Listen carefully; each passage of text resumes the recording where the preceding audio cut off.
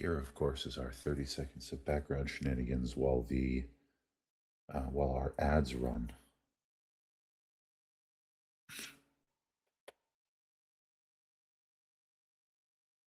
This episode of Philly by Night is brought to you by Pentex.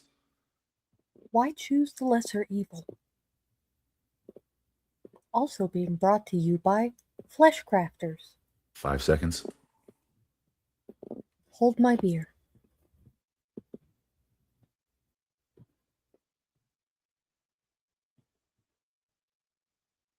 Hello, hello, hello.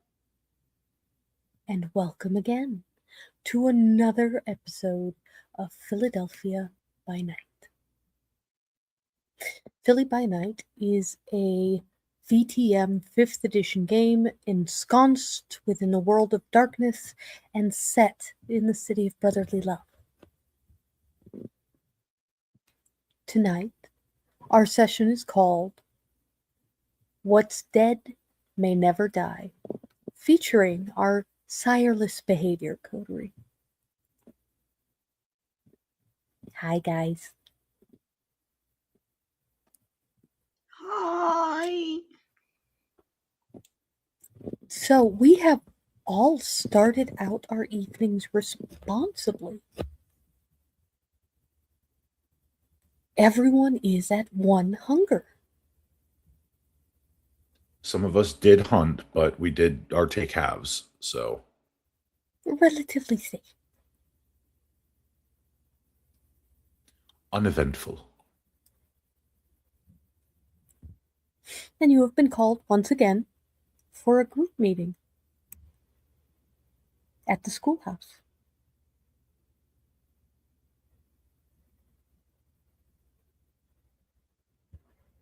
How are you all getting there?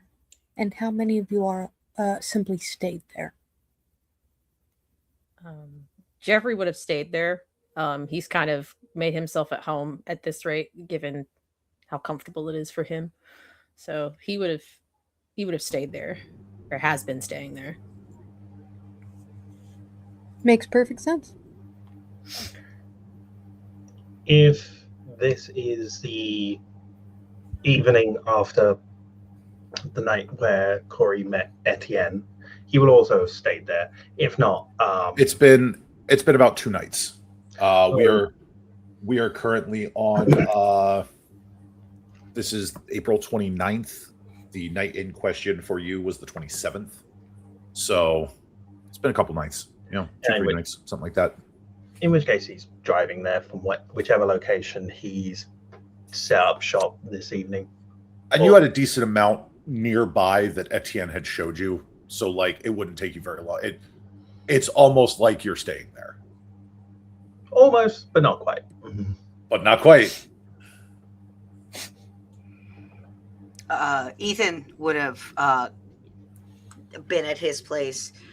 He would have left a note to Victor that next time the man went to the grocery store to pick up another thing of coffee, but he would have driven over to the place with his signature coffee in hand and nothing else. Yeah. Bless. I think Sage would have driven from her apartment to the Haven too. So, Okay. Yeah.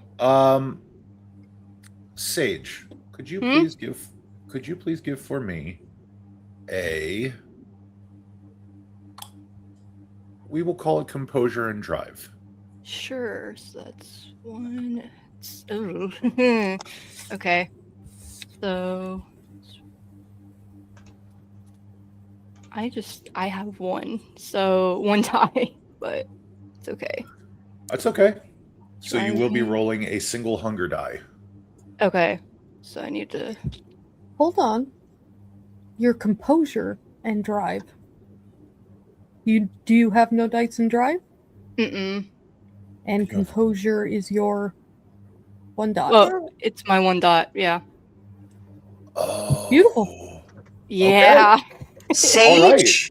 Sage? All right. Yeah, it was a choice. I'll pick you up if you need me to. I got 4 dice in that, bud. on the plus side, you don't have to worry about a messy crit because you don't have enough dice. Ethan's gonna be driving and just sees you in a pit, and he's just gonna be like, "Just get in the car." Wait. So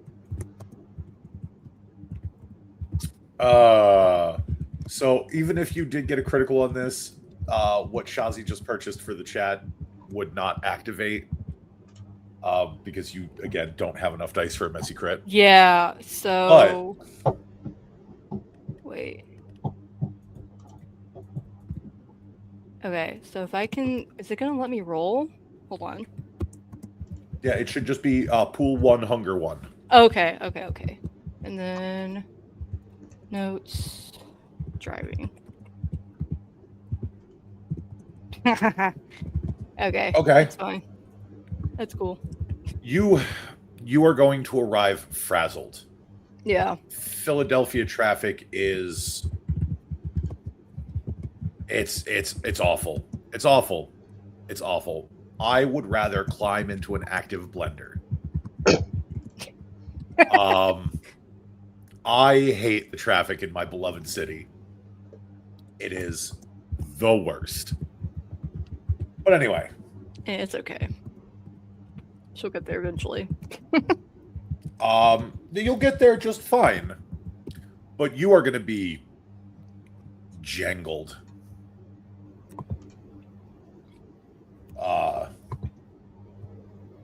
But everybody else is able to make it there in reasonable time. So you have all gathered, and I will turn things back over to your storyteller.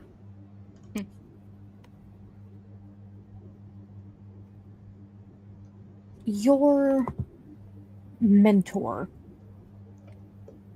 kind of the one who keeps y'all, or who has to this point, given you a place to live and kept y'all safe, is standing near the front.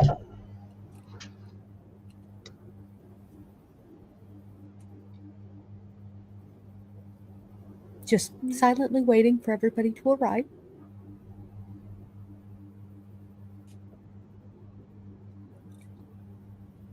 I think when Sage gets there, she's frazzled, so she's probably getting out, probably dropping all of her stuff, has to bend down, pick it back up, make sure the door's like, she's a bit of a mess, and eventually she'll compose herself and then go greet them. Good evening. You have all met your mentors. Correct. Mm-hmm. See. And that means you have all met at least one Generation 9 of your clan. Today is where we learn about Generation and other clans. The older one is, the closer one is to the original. The more powerful one tends to be.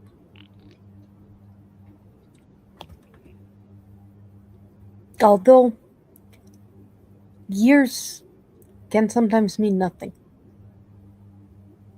The very young can rise to power.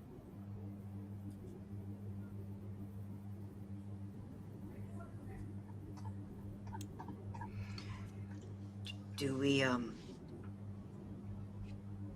find out what I guess you would call generation we are? Oh, I had not intended that. I assume most of you are Generation 12 or 13, as is common these nights. Oh, okay.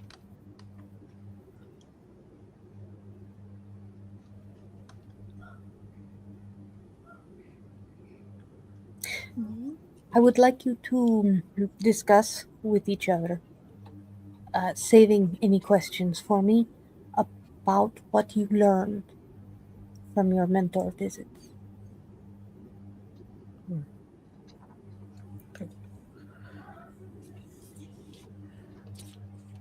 Okay, so we're all gathered in the classroom as it stands right now at the moment. Okay, cool. I wanted to double check that because I thought we weren't, so I didn't say anything upon initial approach. but Jeffrey looks around at everybody and says, I was informed that there are different kinds of frenzy, where like that voice in your head that when you get really hungry or really upset or like really angry or really afraid and talks to you. It's a bit alarming, but from what I was told, it very much is an almost out of body experience in a way, because the beasts that we are now take over when we lose control in those situations. What? If we get too hungry, or if we get angry, or if we get too scared, the beast takes over, and either. Wait, I thought we were this quote unquote beast. What do you mean there's.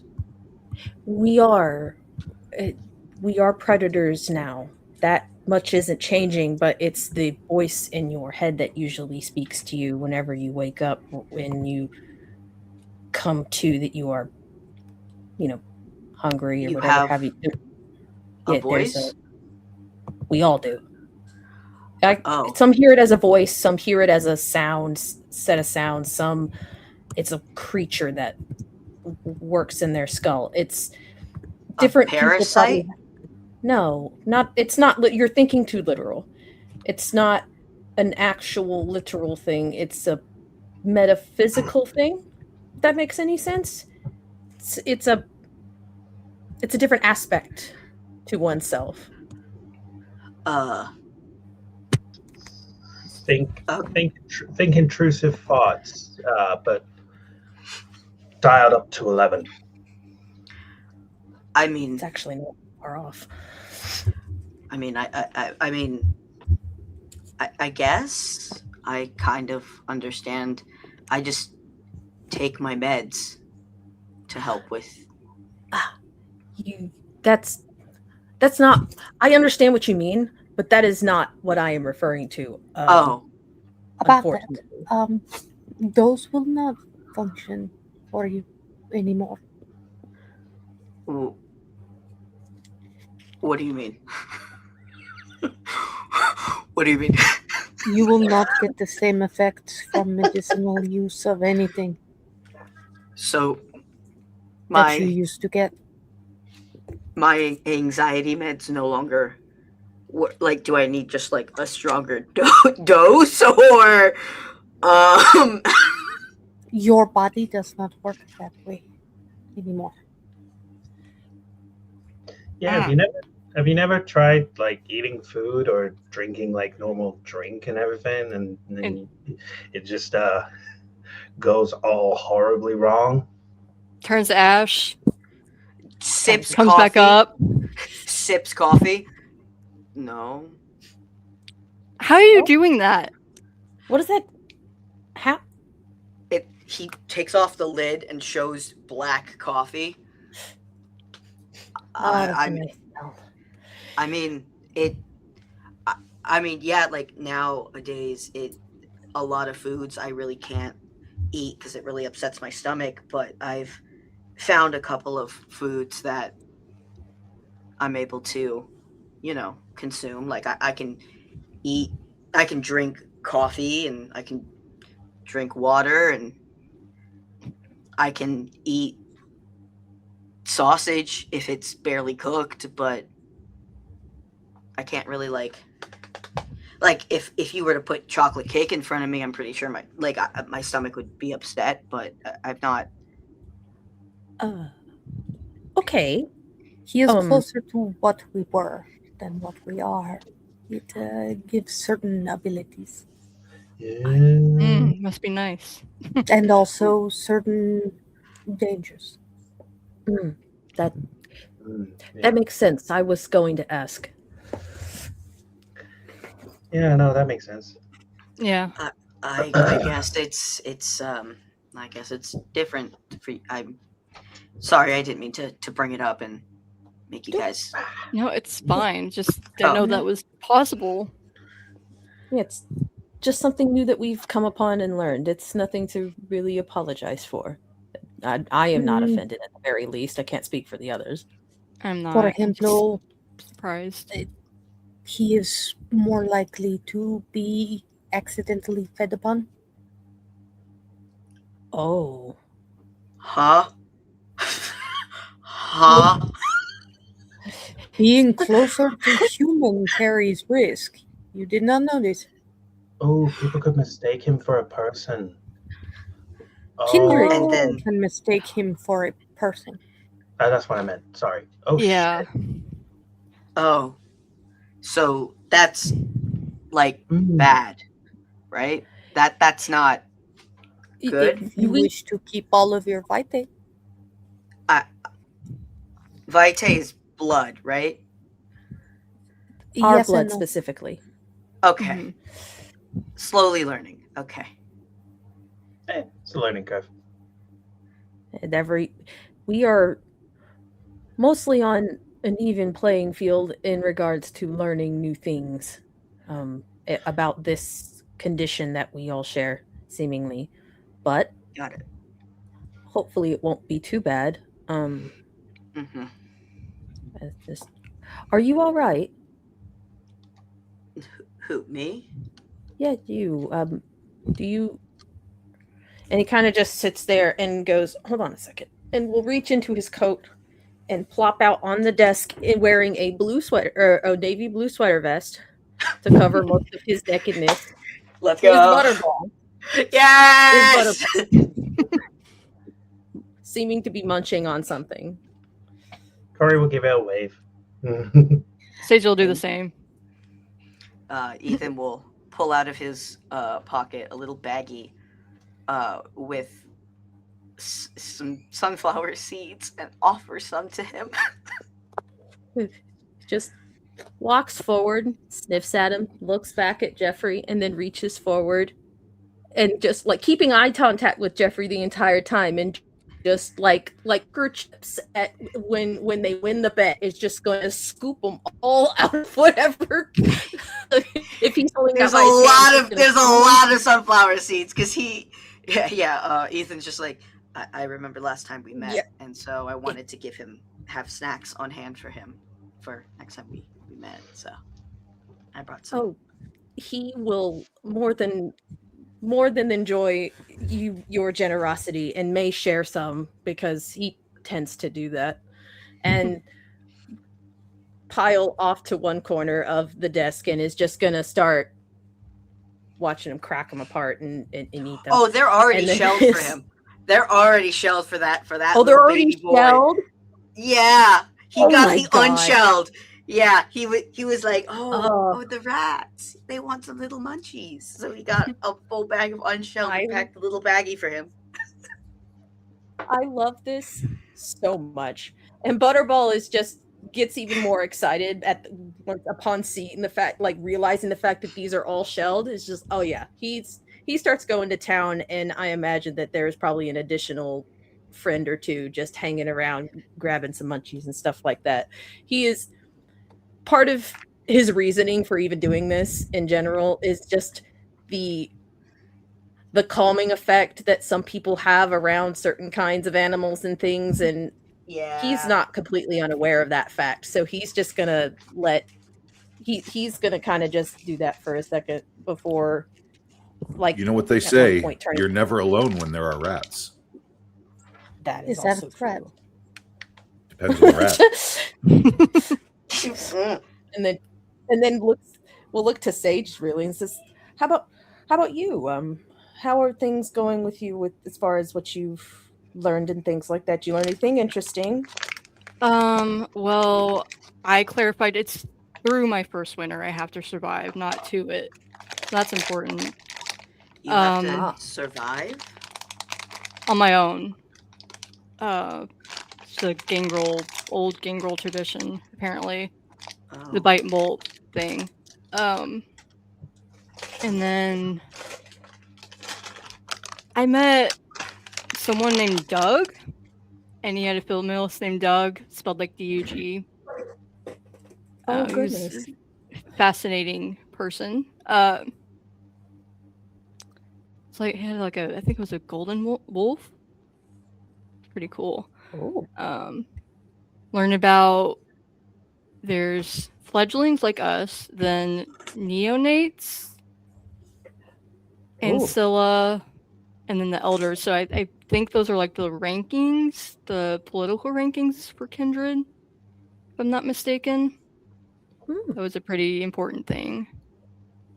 I And, you think know, my guy might have, or my people might have mentioned a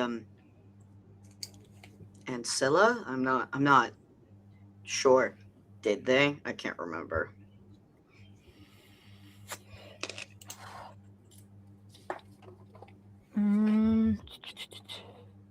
I learned a couple cool powers. I can grow claws on my hands, so that's kind of cool.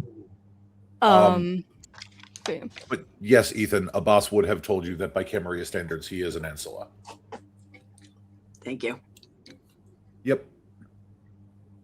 And then, I learned how I could have a familis like Butterball. And I don't have one yet, but like I know I have the ability to do that now. So That's amazing. that's pretty cool.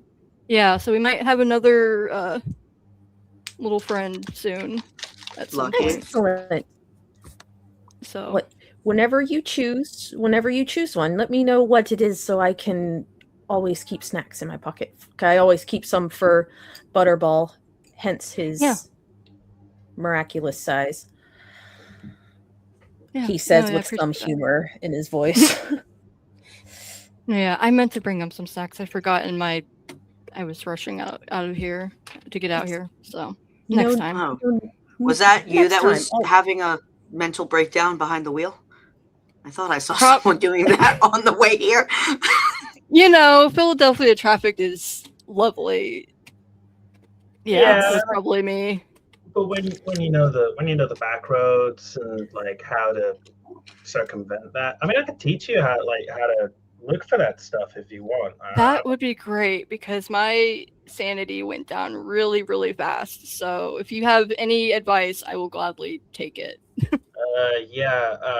So I can teach you a couple of tricks. Teach you like some of the back roads and everything, how to circumvent traffic. Cool. When you do that, let me know. I would also in on that. I'm not completely inept behind the wheel, but I'd just rather not if I can help it. I mean, my Honda's a little bit. My Honda's a little bit beat up, but she can still pack a punch. We can work on circumventing traffic, and then we can work on other things like drifting, maybe. Drifting. That sounds awesome. Actually, I haven't done that in many years. It just kind of chuckles and kind of rubs at the back of his neck, underneath the brim of his hat. Oh, I also learned as well. Like you were talking about cool powers and everything else like that. I learned that each one of us has something unique, specific to what we are. So, for example, I am what they call a Ravnos. And I'm a little bit of an endangered species. And I'm not saying that to be funny. I'm literally like, there's so few of us left, kind of deal. That's because I learned that there's a bunch of old people who want to eat all of us. What? Oh no. What? Huh? Hold on. Okay. Let's. Huh? Yeah. And the penny drops.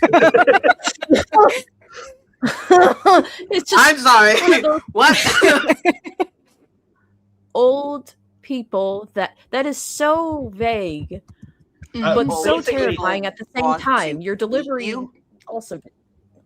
Basically, there are kindred who are like thousands of years old, back to the days of Jesus, probably even older than that. who have been asleep for a long time, and apparently the idea is that if they wake up, they're going to eat all of us. They're going to eat all of their descendants. Hence the reason why there aren't so many Ravnos anymore. But why would they care about us if they're so Oh, they old? don't. That's the reason why they're going to eat us.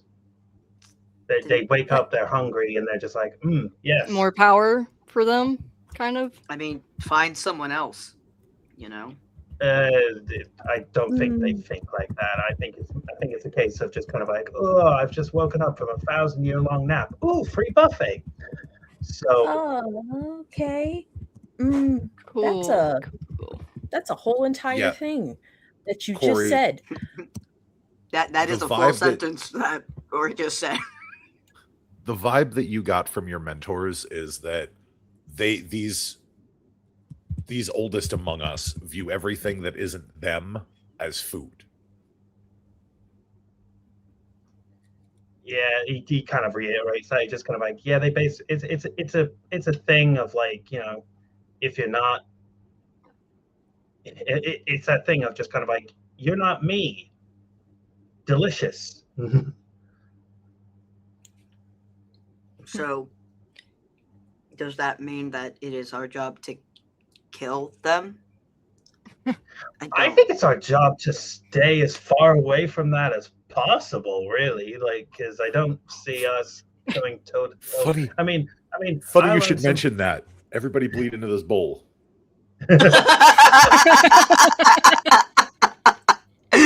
Ethan accidentally becomes Sabat because he's just confused. No ill intentions. He's just confused. Oh, and also as well, apparently there are other factions in the night. So there's like what we are, which is like independent. Like we don't really answer to anybody. And then you have the Camarilla, who are like the government, and then you have the Anarchs, who are like, F the government. And then you have the Sabat, which is like F everyone. Wait, you say that we, as independents, we don't really answer to anyone. Well, I mean, like with exceptions to the rule and everything. I mean, like they put us up. They took us in. Like of course we're gonna like talk to these guys and everything and do what we need to. Basically, we have to be useful. Okay. We have to prove ourselves useful. Yeah, I didn't. That's not the vibes I got. The vibe I got was I have to listen to them because they're older and more powerful. Well, I think it's more. I have to prove my worth. So it's more in the club. I think it's more a case of we have to like prove ourselves useful in order to like make sure we don't die, kind of deal. Because we don't know really anything, so we gotta like take whatever knowledge we can and make some use of it. Like for example, every clan has different, like we all have different abilities, but some of them overlap, kind of deal. Like some clans have similar abilities. It's how we use them that marks us out and marks us as different. Oh, okay. Makes sense. I mean, it's the overlap shows even here in this group, and we'll sort of like gesture over to stage and just like her and I share a similar ability, hence my friend here, and he'll reach up and scratch behind Butterball's ears. Oh yeah, I can do that as well. I mean, I can learn. Really? Really? Leave Ethan alone. Leave Ethan alone. No, we get you with watching. Obfuscate, buddy. It's fine. We get you with Obfuscate. Ethan's just watching everyone just like holding hands. We can all have familias. Ethan in the corner. I have a shadow. Like, Don't worry, we'll teach you. It's fine. Yeah. This is, but I mean, yeah. So it's also there. something else that go ahead, sorry. I didn't mean to cut you off. No, go ahead. I'm just still comprehending this all. Yeah, so it's a lot of information to process. I don't know about the rest of you, but it's definitely a lot to get thrown at you all in an evening, and processing it can take some folks quite a while. But if it Yeah. Senor Page, so I notice you have not offered anything you have learned. Oh. I mean, I learned that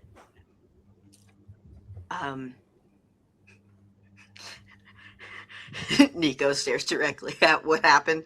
I learned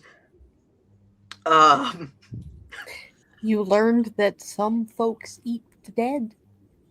yeah. That I did. You also learned that anytime you meet with a boss, you should be wearing the brown pants. Correct. Yeah, but he doesn't want to share that with the group. I mean, I guess I've learned that some people eat. I mean, technically, we all eat dead things, but some people eat like corpse dead things. No, we do not all eat dead things. dead things. No, we don't. No. No, like I mean, like dead things in the sense of like before we were embraced, we ate dead things in the sense of, you know, sometimes you eat a burger. That's a dead thing. But like, That's we not don't how. anymore. Oh my god. That Bet is you're not- missing that anti-anxiety meds now, huh?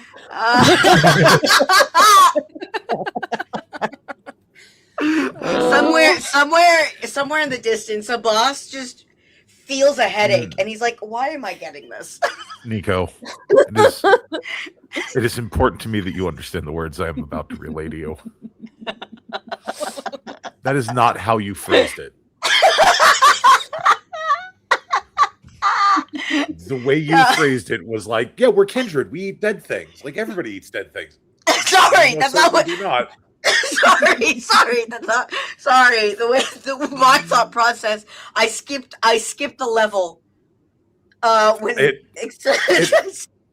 It happens. Trust me, it's happened to me. I just needed to let you know. It was important to me that you understood that is not how it came out. a level was skipped when I said that. But yeah, no. That's what I meant. Misinput. Everybody just calm the fuck down. It's a misinput.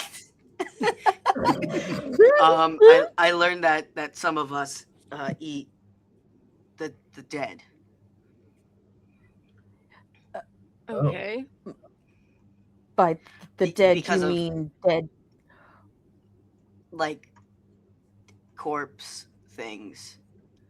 Oh, Dead body. Yeah. They killed a Okay. guy in front of me. oh. Way to Oh. trauma dump, buddy. I don't know how else do I explain that. How did you learn that? Well, you see. Yeah, no, some of us, us, I guess the term is kindred, eat corpses because it helps with something that's dark shadow. I don't really know how they explained it, but they said that a lot of people who do that stuff eat dead people. Okay. That's an interesting fact to learn. I didn't know it either until. Well, I mean, I think that's the case for a lot of things that we may have learned from the people who teach us.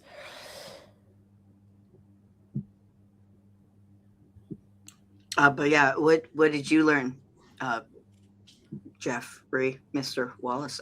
What would you like me to call you? It either works. I'm old, but I'm not that old. Not that Perhaps. any. Perhaps give us something you learned of your clan. Oh, well, and he kind of thinks for a second. We have my clan also has the an ability where we can not only move silently and relatively unseen, but we can also change our appearance. But I can't really do that yet. I can learn to do it, but I cannot quite pick it up yet. There are also certain things you can do where, but they don't always work, especially if people are looking at you. That's sort of how some of that works. And then goes, oh, there's one other thing. And Jeffrey reaches up and grabs a hold of his bowler hat and takes a second and then pulls it off. He is completely smooth, bald. His skin has like this deathly, sickly shape. Like he looks sick. And then he reaches up and pulls down the mask or pulls down the mask and just lets it sit sort of around his neck. He's not ready to traumatize them with all those yet. But and you see his ears are like bat's ears, kind of sort of slightly stuck out from his head. And his eyes are already pale in color, and you already kind of see that. But he's got like a perpetual state of sleep, like super dark circles, like lack of sleep. Just kind of, he is a very powerfully ugly man. But Oh, that's cool. We look like this not all of us look the same, but when we are made, we go through a very painful process and warp into something powerfully ugly. Not everyone does this, I don't think, but for the most part, a lot of us look varying shades of what is objectively considered ugly. I mean, I I think you look cool. would prefer unfortunate. Yeah. I think It I is, think you look pretty good. Like, Yeah. it is both our weakness and one of our greatest strengths. One cannot ignore what we are when all we must do to remember is look into a mirror. That is incredibly accurate. It's not wrong, but also, for the most part, I generally just exist. And he kind of holds his hand up like this, and it's like, I exist in this, you know. But I have, objectively speaking, not everybody likes looking at us directly. Well, Which that's is their problem. Yeah, I was it going to is. say that too. It is, but it does mean certain social niceties have to be upheld. I cannot go out in public looking like this. Makes sense, but you did say that you're able to change your face, so maybe to be able to go outside down the road, you can go back to what it was like before. I don't really know how that all works. I can tell you that when we do learn the trick, so to speak, we don't learn it to really stand out as any one thing or the other. It's the opposite, like blending in with the crowd, blend in, so to speak. blend in. Makes sense. Nondescript. Yes. Senora No one Neto. pays attention to you when you are not as obviously. Senorita, something you have learned of your clan. I'm trying to remember. Shoot. Hold on. I might need some help. It's been a minute. Oh, I remember something. So, I learned that obviously we all can do all these really cool things, all these different powers and all that. At least I don't know if it's like this in other clans, but at least in my clan, a lot of us specialize. Like, we can do all the things our clans do, but some of us kind of hone in onto one specific thing. So like some people focus more on the shape shifting, others might focus more, on their animal powers, with their familis, things like that.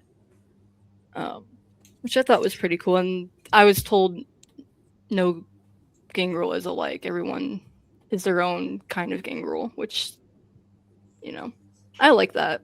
That's it don't have to be one specific thing, which is good because I'm not good at being a one specific thing.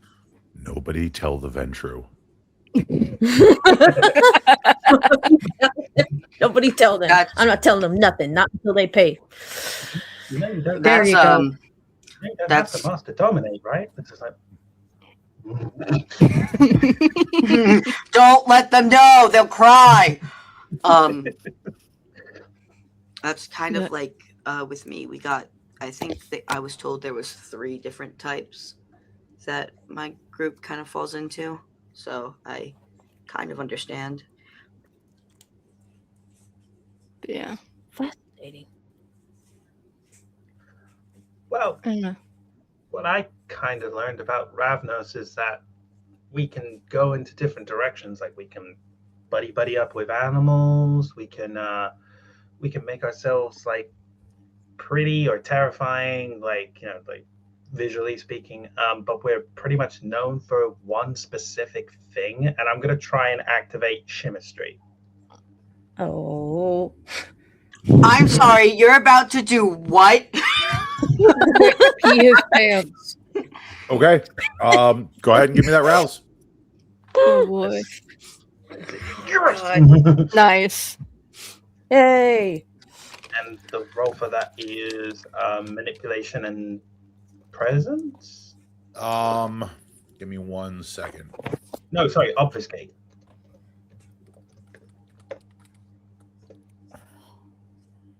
Okay, so 3 out of the 4 of us have animalism, and 3 of the 4 of us have obfuscate.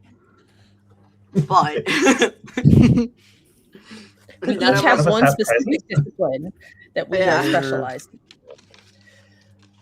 Where is that? Should be under obfuscate, I think. I think only one of us has got presence, I think. Well, you do. Yeah, you do. Yeah. Anyone here got Ravnos. Oblivion asking for a friend? No. I think that's all you, buddy. Sorry, bud. Damn it! All you. I mean, Only one of us has Jeffrey fortitude. hasn't even told them about potence yet. Yeah, Jeffrey's like, wait till I tell him how I can punch a hole in a human. Should be grand.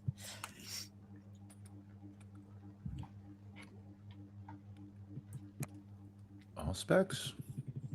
No, it's obfuscate. Chemistry. I'm pretty sure it's obfuscate. Level 2.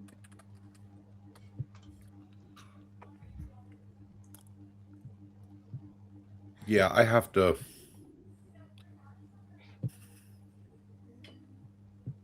Okay. Give me 1 second while I.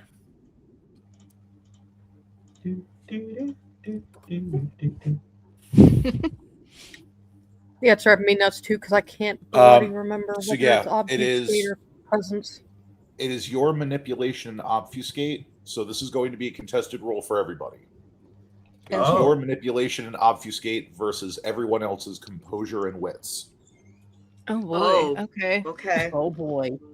Okay. Oh, oh. Oh boy. Just remember, if somebody gets a crit, it becomes a messy crit. Oh no. God. Hey, so about that. So about that. Okay. No. This is good. This is good. I Is will it? take this for the team. I am the Ravnos. Let me take the risk. Okay, thank God I didn't get a crit and there's just one there. Though I could go for it. And we could get 2 crits. Whew. Rolling good so far. All right. Okay. Wow, everyone got the same roll. So I'm going to conjure. So basically, what it is that he's going to clap his hands together and conjure a moth. Okay. You are going to clap your hands and you are going to conjure a moth. Oh no. However, Oh boy. Oh boy. you're a little distracted when you were conjuring a moth. And an errant little thought just kind of ran through your brain. No. Oh no. And you thought, if only for a moment, the briefest of moments, Oh, God. you thought about fire. No. Why? Why? About Why? about the great primordial flame, the bane of all that is undead. Why? And you create for all to see what looks to be a roaring bonfire in the middle of the room.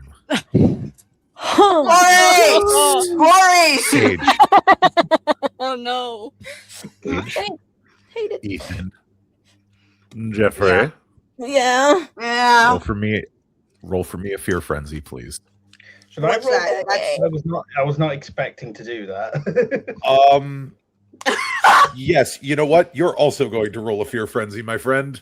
What is that again? Everybody's rolling You fear accidentally frenzy. scare yourself. Oh, So what are that we is What is it? you are rolling it is your willpower plus your remaining humanity, or it's your humanity, 1/3 of your humanity rounded down, Okay. and your remaining willpower. So 2 Okay. plus 5, 7.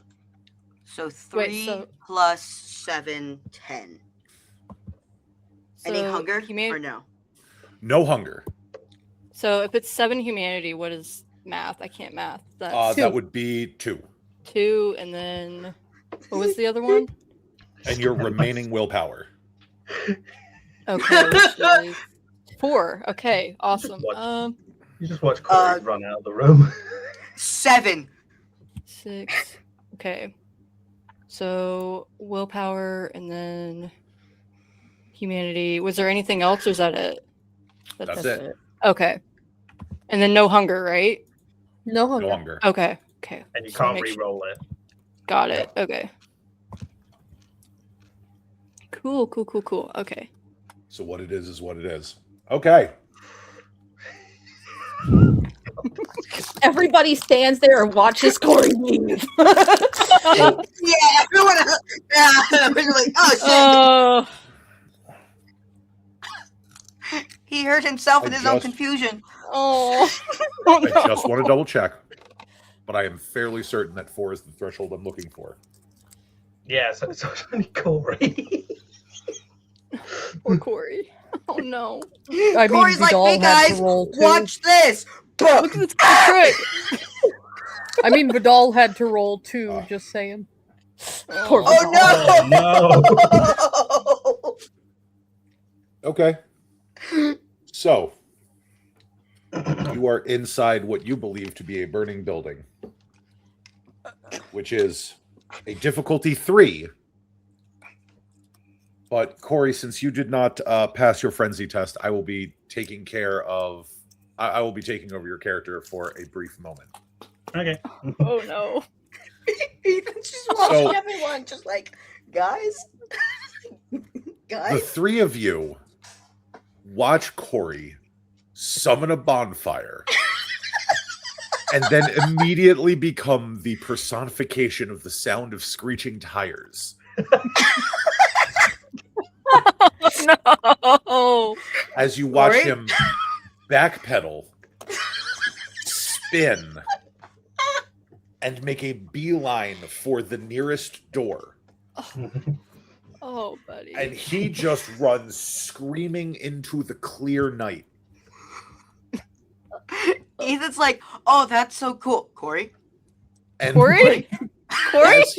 as he leaves the room, the bonfire also disappears. Now, the three of you feel the beast kind of raise up in the back of your throat. Like, everything in you is telling you to run away, but you are able to muscle it down. And you are able to get a hold of him, get a hold of yourself. All with the exception of your Ravnos friend, who has just run off screaming like his fucking hair was on fire. Looks to Vidal. Should we just... do we need to get him? Corey? Corey? I think unless someone stops her, Sage is gonna go after him. Check on, make sure he's okay. Jeffrey will also be right behind you, Sage. Let us go catch our friend. Ethan's just kind of T-posing in the room, just like, guys?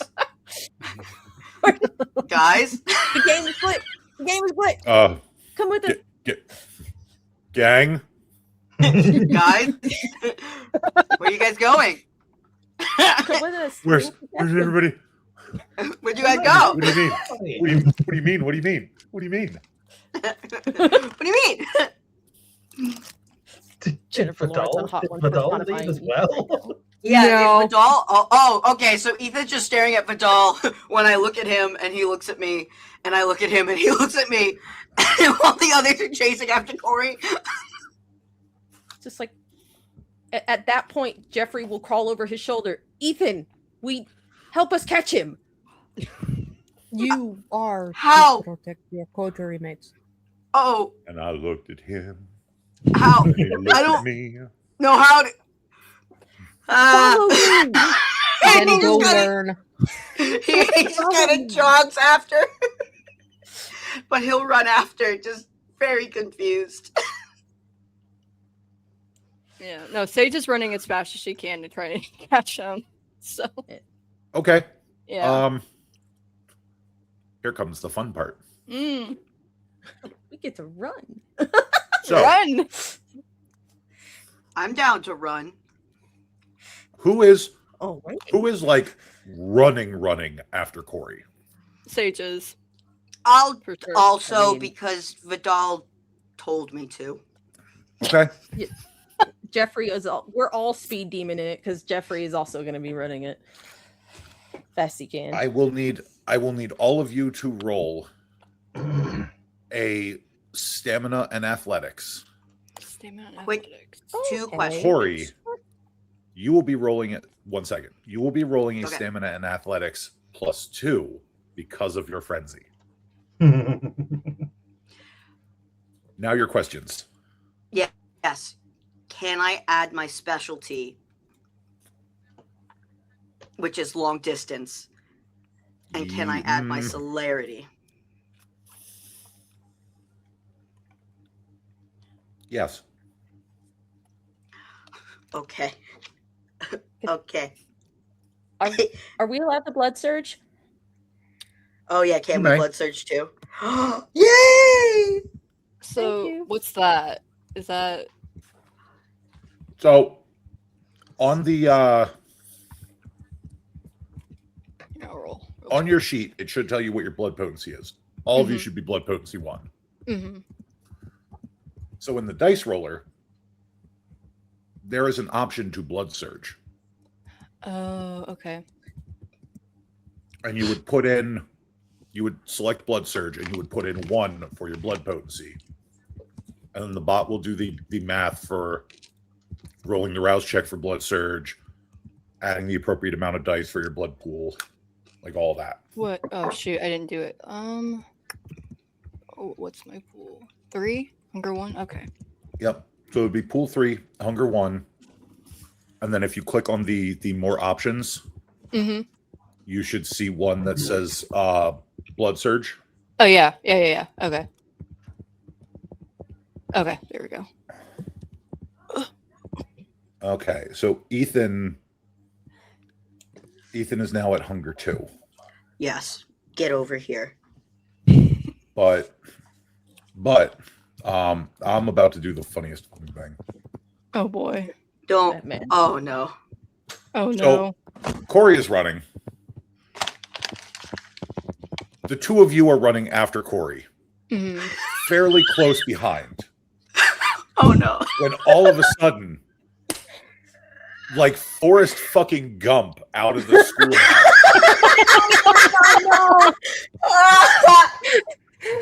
Ethan comes out full-on karate chop running. Oh my god. And you watch as he just whizzes past the two of you, past Cory, and just out into the clear fucking night. Just gone.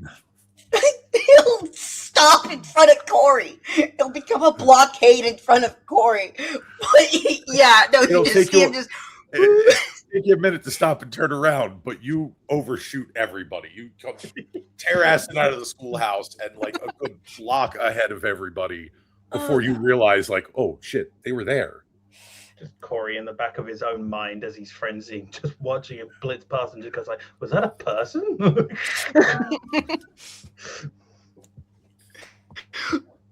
Hey, so I Or think I found Cory? what Cory's, what Ethan's good at. Running. I can't. Roadrunner behind. Mimi.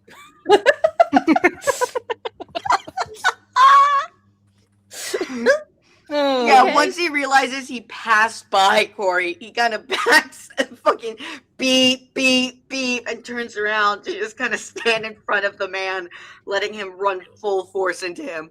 The heels of his feet just skidding into the road, just like.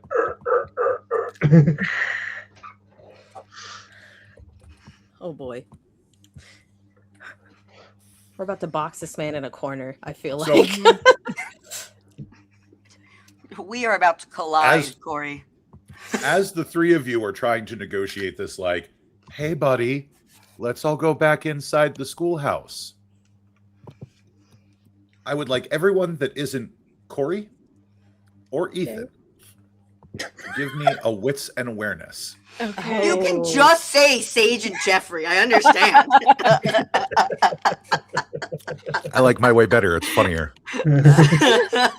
With Wits and awareness. Okay, that's Hey. not a bad thing for Elmo. Einar, just real quick question. Yeah. Are you drinking a half gallon of milk straight up?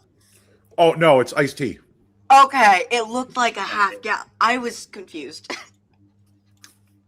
Nope, it's iced tea. Milk would have been a poor choice.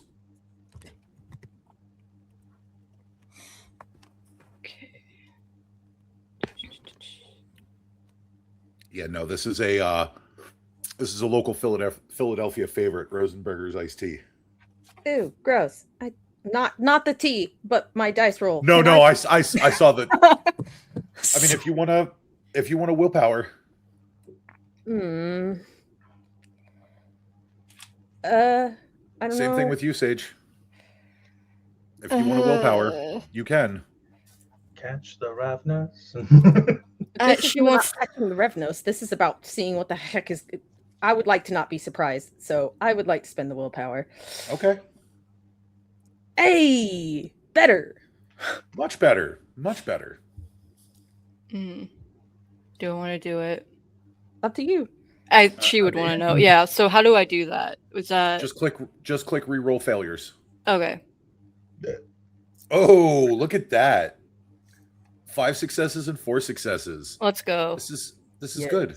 This is Okay. Good. We get to see it Um, coming. So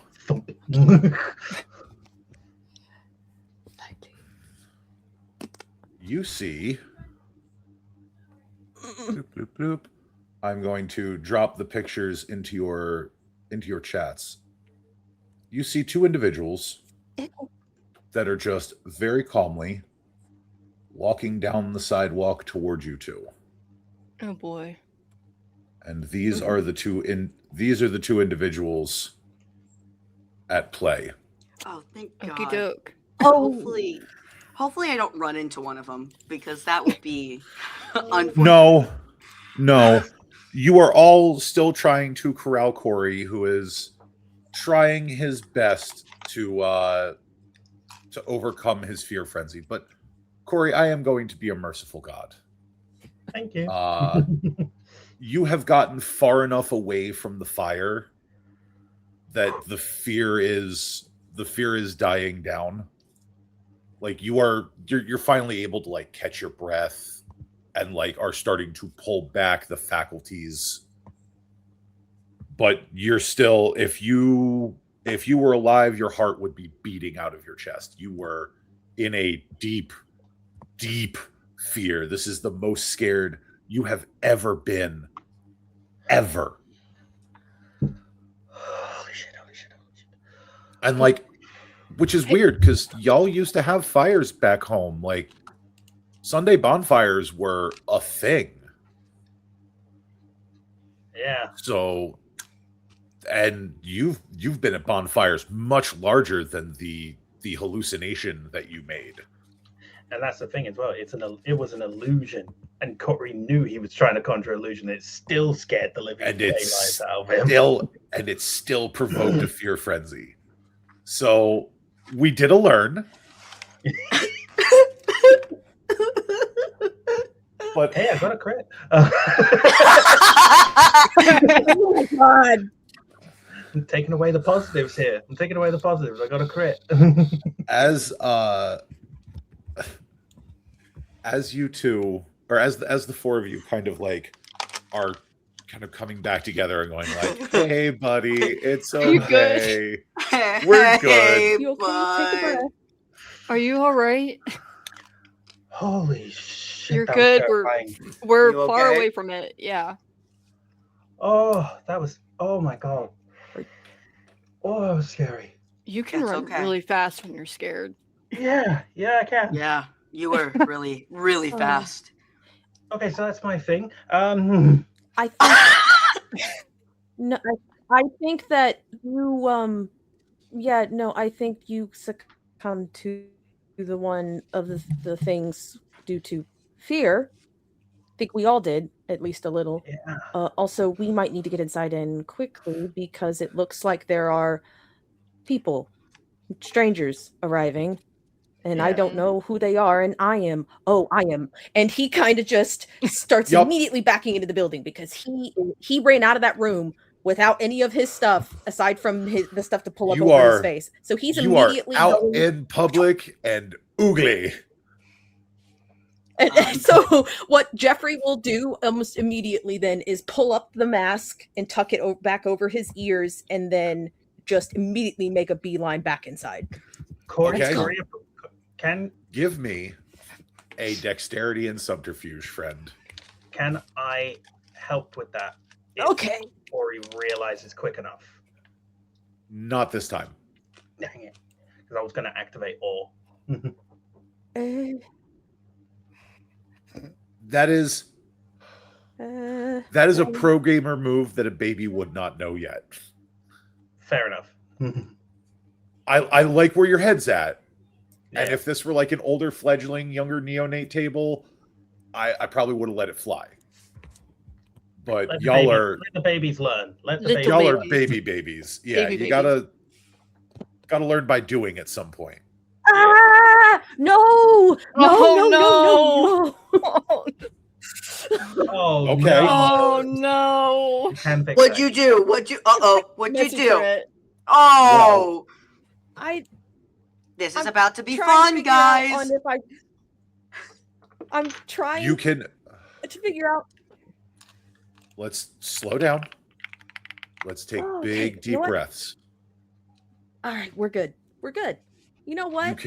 You can roll out of it if you like, or you can roll with it.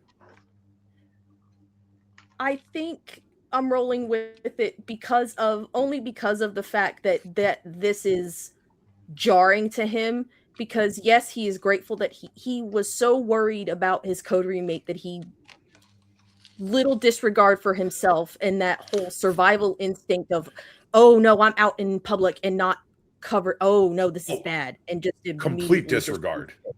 yeah. So Complete disregard. Okay. So, okay. I know exactly how we're going to handle this. While you are successful in covering yourself before anybody can get a good look at you, aside from your coterie mates, obviously, you are stricken with the paranoia compulsion. You have to get out of the immediate area. You cannot be on the street anymore. You have to get back where it is safe. Once you enter the school building again, your compulsion will be satisfied. Gotcha. But you have to be like in there. Oh, yeah, he's not stopping.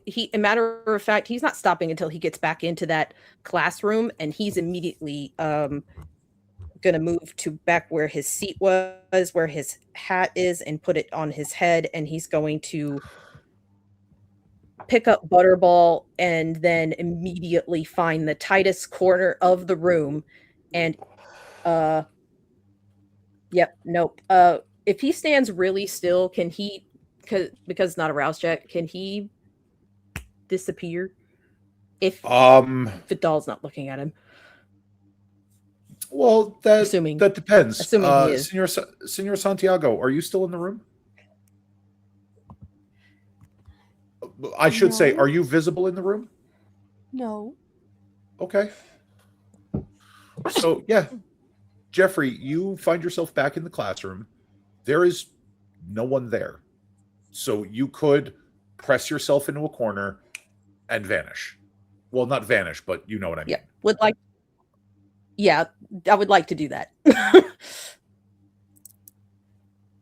That is okay. What is the name of that power? A Cloak of Shadows. Don't move. Yeah, that's what he does. Meanwhile, Sorry. Ethan's over to Coterie, just like, all right, buddy, let's get you inside. Yeah. All right. Yeah, let's go. Quick. Okay. Yeah, let's go. Where's Jeff? Where's Jeffrey? I think he went ran back inside. Yeah. Yeah. Okay. All right, he's back inside there. Let's go. Go. Yeah.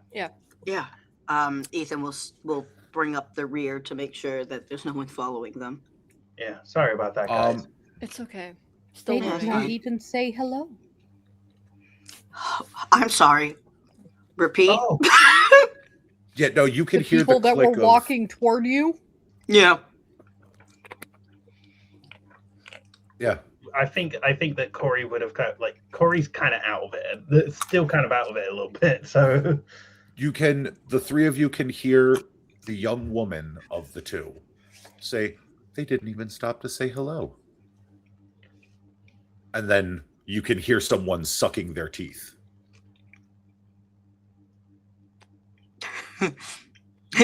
Ethan, like a cat, just hair's back of hair. All right, guys, we're going in. Come on. Come on. As you are all heading back into the schoolhouse, Ethan, since you are bringing up the rear, can you go ahead and give me a wits and awareness, please? Yeah. Yeah, no. I can. Yeah, I can. I don't want to, but I can. Yeah, I can. Basically, yeah.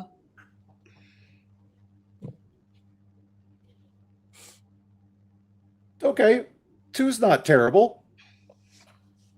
You can hear the slightly distant sound of polished leather soles on concrete the whole way up to the schoolhouse, up the steps, and into the building. Great. Okay. Usually when Ethan hears something like that, his first immediate thought, because usually he hears that when it comes to courtroom stuff, is like, oh, some bigwig lawyers just entered into the room. We're about to have to put up a big fight. So hearing the shoes, he's just like, He'll lead over to the rest of the group and just, I think someone very powerful has just entered the room. Maybe not with the powers that we have, but someone who knows that they have worth and knows how to wield it. So let's be careful. Okay. Okay. Good to know. Right. And the three of you will hear a rather... the kind of sigh that comes from somebody who feels as though they might be wasting their time. Just a...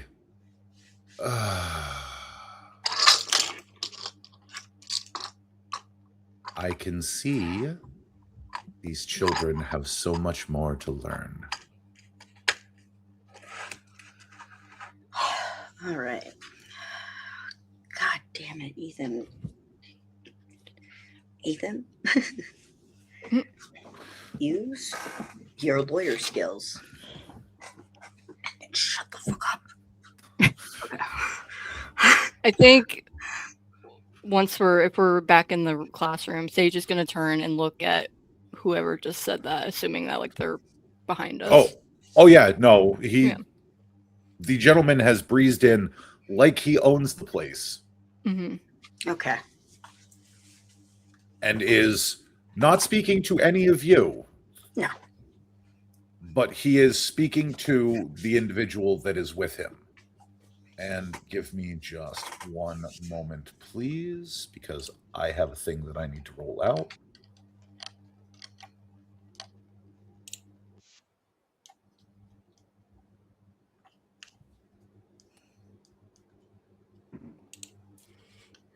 Oh, good. And the fireworks have started. Oh. No, I'm here outside of my apartment. Oh, okay. Oh, Little fireworks. okay. Yep.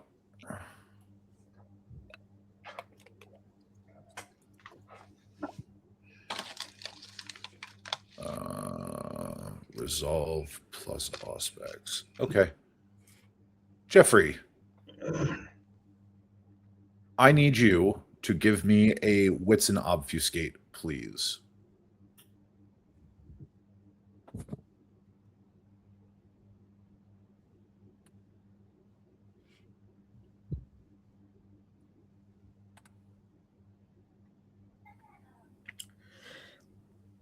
I forgot. I used the big boy button for muting. What did you say it was? It was what an obfuscate? I'm sorry. Wits and obfuscate, please. Wits and obfuscate. Okay. Sorry about that. I was freaking out a little.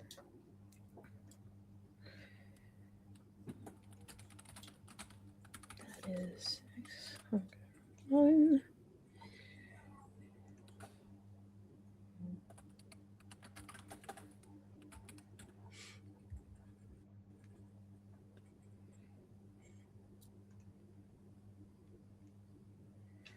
There's probably not a hope or a prayer of me actually getting any form of close to that. No, that's not bad. You know what? 5 successes is really good. 5 successes is really good. But as you are watching all of this go down and you're staying perfectly still and silent in the corner, you watch as the man in white pans his head, looks directly at you, winks, and then goes back to addressing the rest of the group. And it is one of those very sly, very slick, very like slimy winks too. It like lascivious. It makes your skin crawl. But it is also very obvious that he knows you are there. Okay. He's just, not calling any overt attention to it. So. And he clasps his hands together. Oh, yeah, no, that he hates that. Yeah. I'm sure he does. I'm sure he does. And he walks over to the chalkboard at the front of the classroom. And go ahead. No? Sorry, I thought my lag is also not helping me. So doesn't that break the obfuscate? Technically, yes, because someone has seen you. But you don't know that it's broken. Okay. You have no idea. Then And nobody else is looking at you, so... He doesn't know. Okay. Okay, he's just gonna stand there then. He's not really moving. I think this is a stranger to him. And this is a stranger that immediately upon noticing that he was there just made his skin crawl. And is just, in general, just uncomfy. So he's just kind of locked in place at the moment.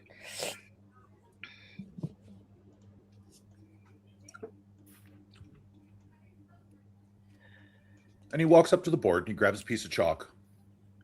And you see him in big swooping letters. He writes, Monsieur d'Albert. And he punctuates it by knocking the chalk against the board and setting it back down. Dusts his hands. I've always wanted to do that.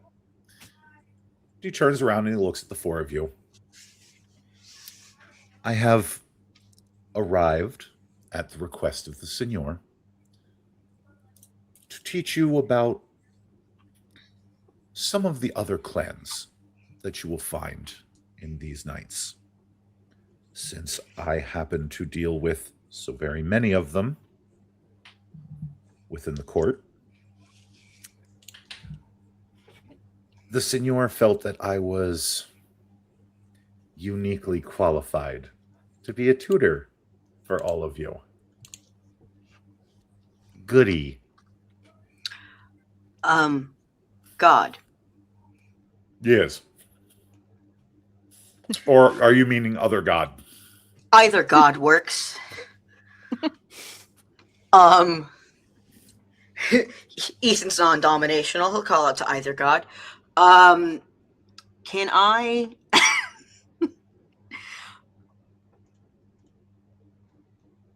I don't know how to explain this other than, can I do a vibe check on him? You're welcome to try. Yeah, just in general. It's probably not going to end up well, but... Resolve an insight. Yeah. Resolve an insight? Oh. That's a surprisingly good dice pool for Elmo.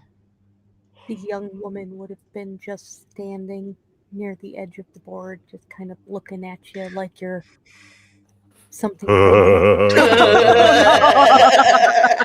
You know what? Why don't we make it worse? All right, I'm gonna spend willpower to.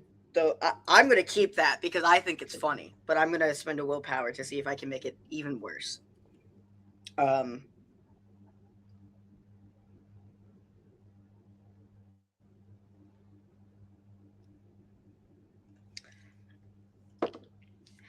Six successes. Okay.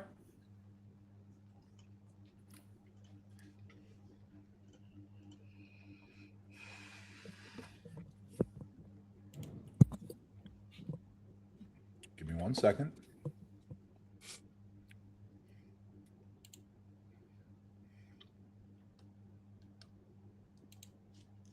Just this creepy young woman holding a doll that looks exactly like her in miniature and just staring at you all. Whoa. Coterie just waves at her. Okay. I think Sage is going to take a seat next to Coterie, assuming we're sitting down or something, and just like, oh, You got a little awkward, all right? Okay. So what is it that you are trying to see from this man, Ethan? Because he knows that men like this are very full of themselves and self-righteous in the fact of they believe that what they're saying is right. He wants to know if this is a front that's being put on or if this is simply how this man is.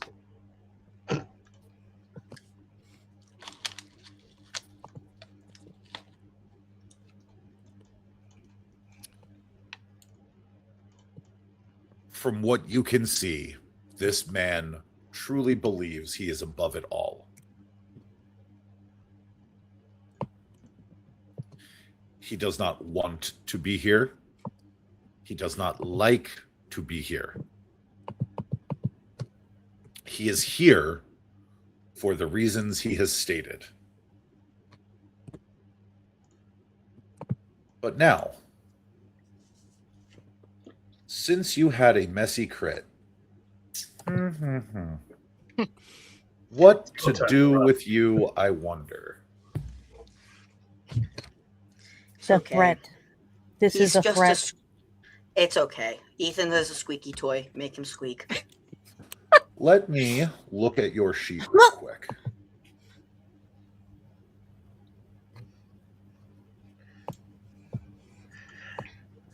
Anytime you wish to cause chaos, just squeeze. Yeah. Yeah. Pop. Let's see here. What are our... Let's take a looky look here. Should we leave it alone? Should we ignore it? No, let's make it bigger. You know what?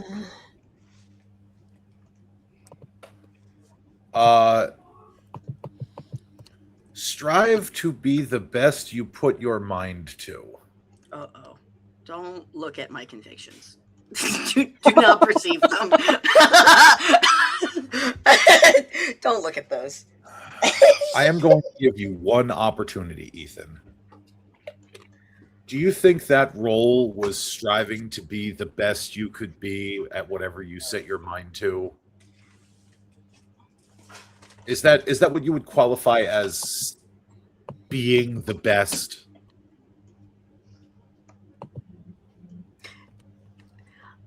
I will be truthful in saying no, because he senses there's something deeper that he can't figure out.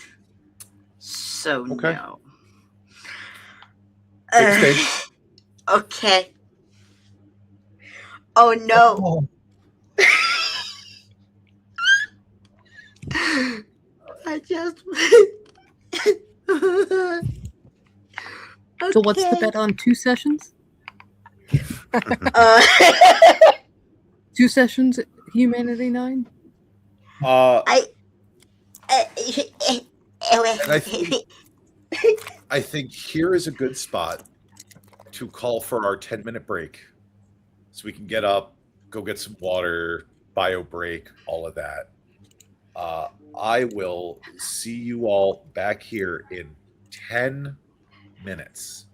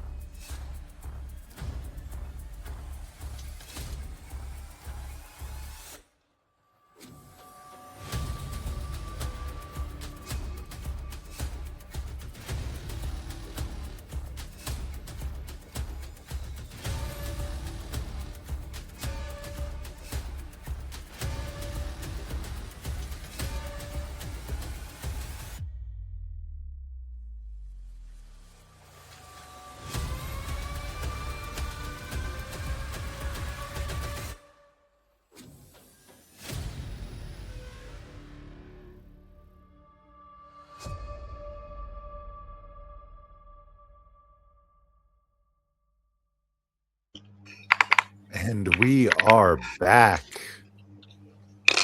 Welcome back, one and all.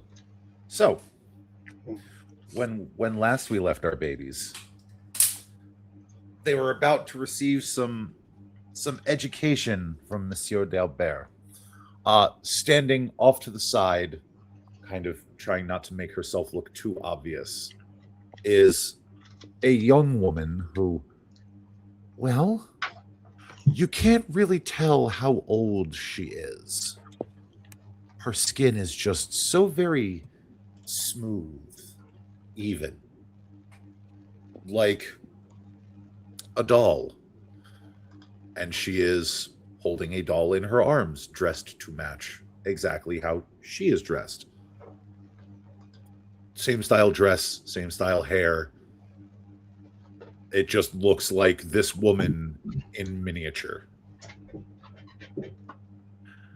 Now, and the very, very well-appointed, well-dressed, very pretty man turns and looks at the four of you. Now, if you would all please come closer. Come on. I promise I won't bite, unless you ask nicely.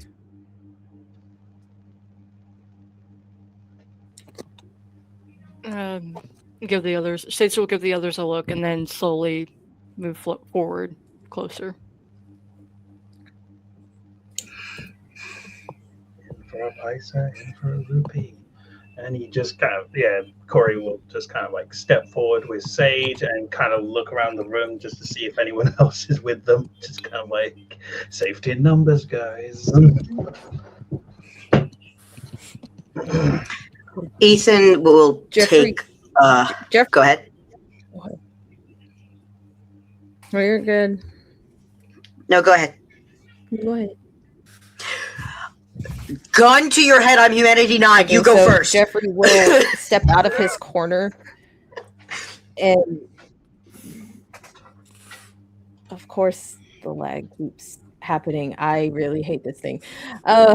So Jeffrey, in his kind of sort of coming out of his frozen state, will just shake his head and step forward, but he is going to be at the very back of the group, the farthest away from the man in question and in general. Okay. Ethan will take a step forward, and his eyes will kind of fall upon the young girl in the corner, just kind of watching her, less watching the man, but more kind of just keeping eyes on her. But it's very clear that he is listening to the man. He's just not looking at him. Okay.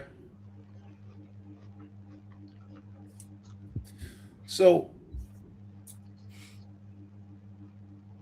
the man would look at the four of you.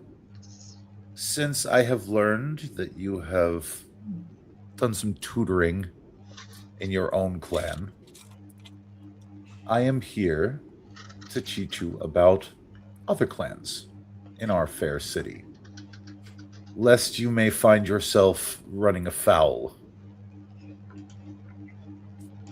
of some of the esteemed members of the court.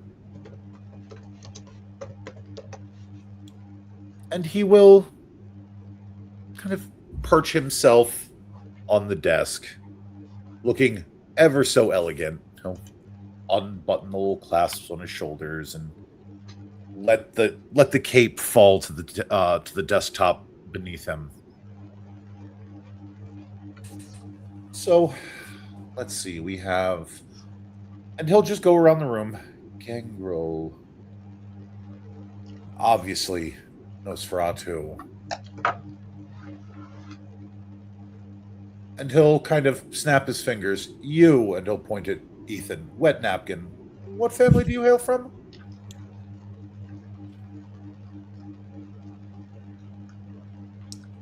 Ethan's not going to reply because that's not his name. That's not my name. That's not my name. He's not a Camarilla. He doesn't have to listen. Okay. At least he... Yeah, Wet Napkin is crazy work. So, like, he's just, like, not... He's, like, listening, and he's, like, I'll respond when my actual name is used, but I don't see you as a person that I need to give respect to because I have not been given a reason that you get respect to, kind of. Understandable. Very understandable. At this moment, Drew is going to sidle up to the man and whisper into his ear. Ooh. Secrets. I love secrets.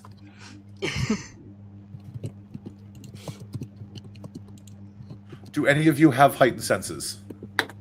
Do I? Nope. I might. I do, yeah. How many of Okay. you with heightened senses speak French? No. I speak French, I just don't have heightened senses. Oh. With Sage's and Corey's power combined, they might be able to understand what Drew is saying. Yeah. Paraphrase it to me later. Yeah. Hey, Sage, can you phonetically just say what was said? I'm pretty sure Corey can figure it out. Sage, you hear two words you kind of recognize because they're Mhm. not French. Okay. Oh. One of them is Ventru, Mm-hmm. the other is Judge. Okay, I think she'll lean over to Corey and be like, think about Ventrue and a judge.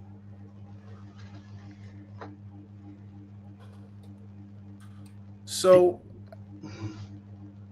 and you will hear the man just kind of chuckle softly, and he walks straight up to Ethan, and he does not tower over you. He is a man of average height, but Yeah. he is even the straightest man would have no qualms in saying, like, yeah, no, that dude is pretty. Yeah. Ethan is also of average height, so it's not like he's looking up at the man. And he's also been tried to be intimidated by stronger looking lawyers.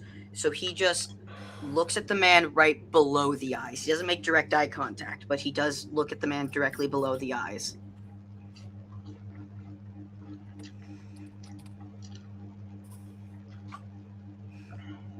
Okay. Let's see. Wheel of morality. Turn, turn, turn. Show us the lesson that we should learn. Lesson number 8.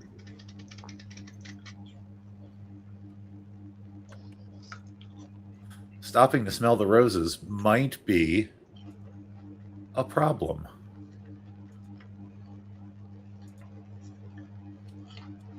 But let's see here. We have...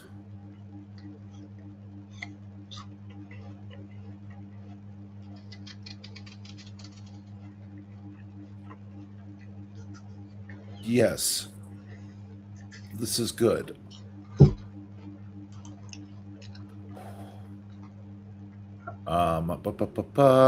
What is the... Okay. Do go ahead and roll for me a composure and wits.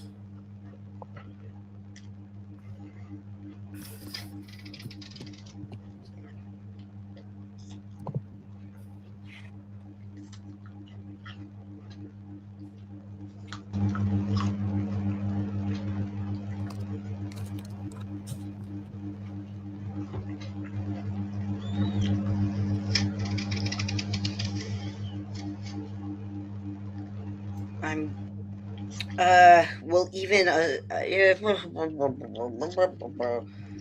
I'll use a willpower to see if I can get that to Okay. at least a 3 success. Okay. No, just a 2 successor. Okie dokie.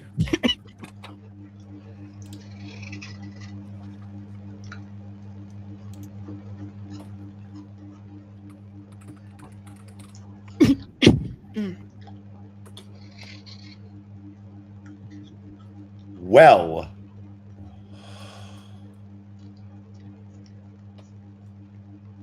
Ethan,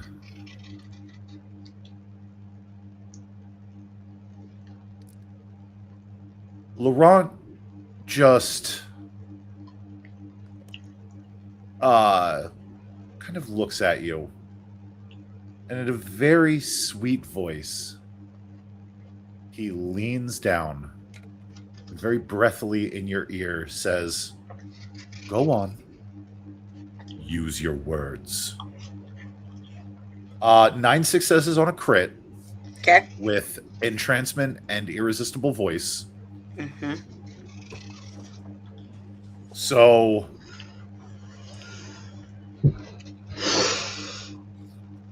you find yourself wanting to be in this man's good graces. It is not so much that you are like clamoring over yourself to do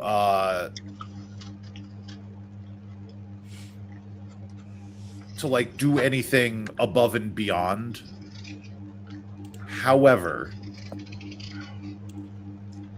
you do find yourself, let's see, the effects will last for roughly 1 hour plus 1 per point of margin on the win. So 9 against 9 with a crit against a 2. So this will be in effect the remainder of the evening.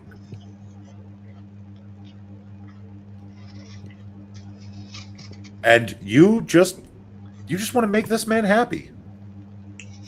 I do want to ask, because you said mesmerize and entrancement, and he No. said use. Nope. What was the 2? Sorry. Entrancement and irresistible voice. Irresistible Okay. voice just means that he doesn't have to make eye contact with you. Mm-hmm. And okay. While that is going on, Okay. Sage, Corey, Jeffrey, you're all watching this go down. Who among you? None of you have auspex, do you? Nope. Do I?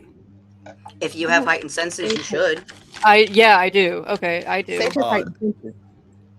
Do you have heightened senses, or do you have sense the unseen, or do you have Heightened both? senses. I do. Okay. Just heightened senses. All right. Then no, that won't be a thing. But you're kind of watching these two. Meanwhile, Drew, while we're letting Ethan and Laurent have their little dick waving contest. Drew, do any of the babies kind of pop out to you? Someone you might want to toddle over and poke? Hi. Just to everybody. Sage will Hello. wave back. Hi. My name is Drew. Hi, Sage. Nice to meet you. I'm Corey. Hi. How's it going? Monsieur de Albert says that you are legend. Hello. Yeah. That would be right.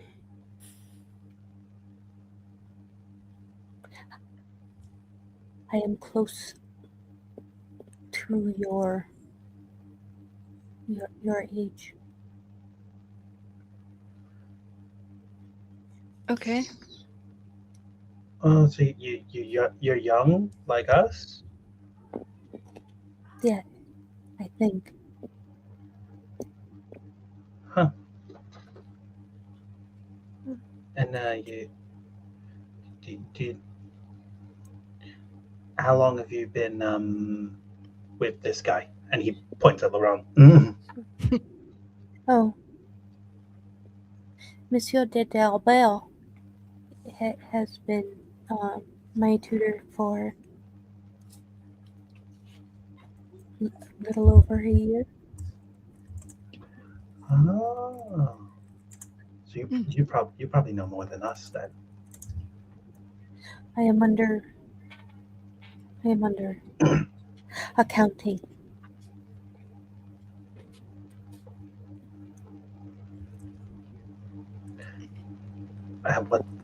What does that mean?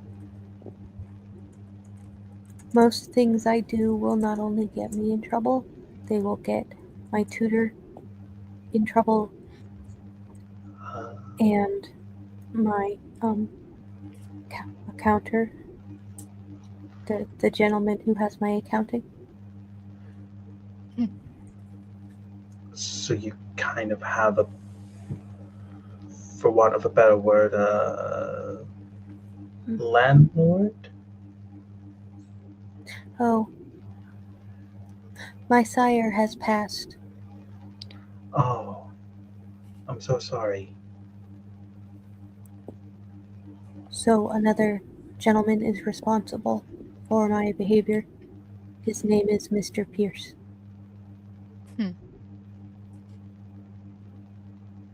I see. Ah, I get it now. So it's kind of like us with our mentors. So you kind of got adopted in a sense by someone else? Yes. Okay. Yes. Makes sense. He is from Clan Ventru. Okay.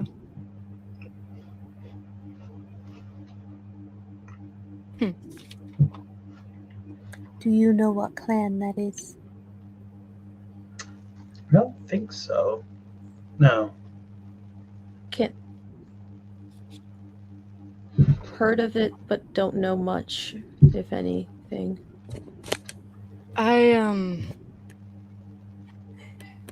Good day.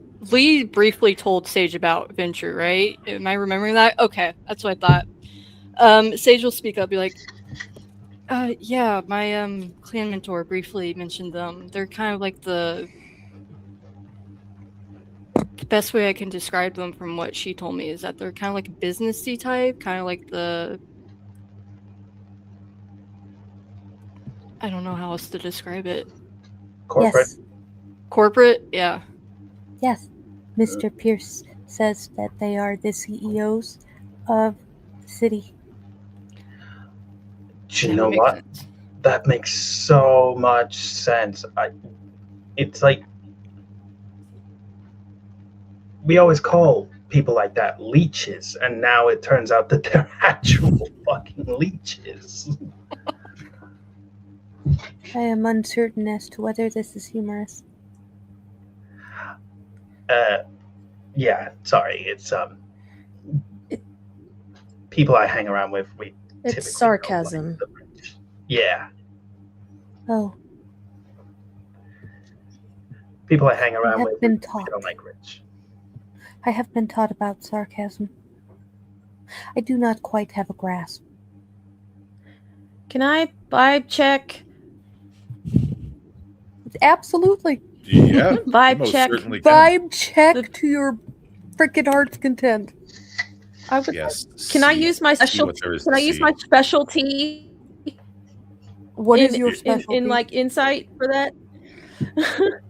What's that specialty again?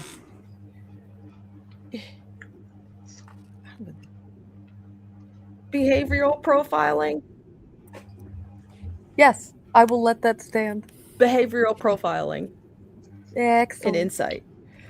Mm-hmm. Wits insight with the specialty of behavioral profiling.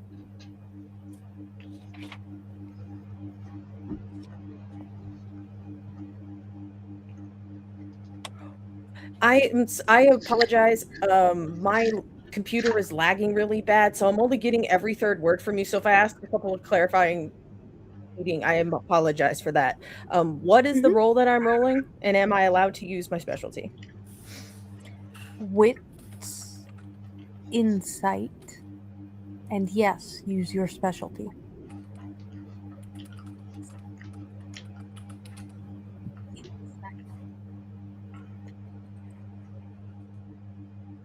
Thank you.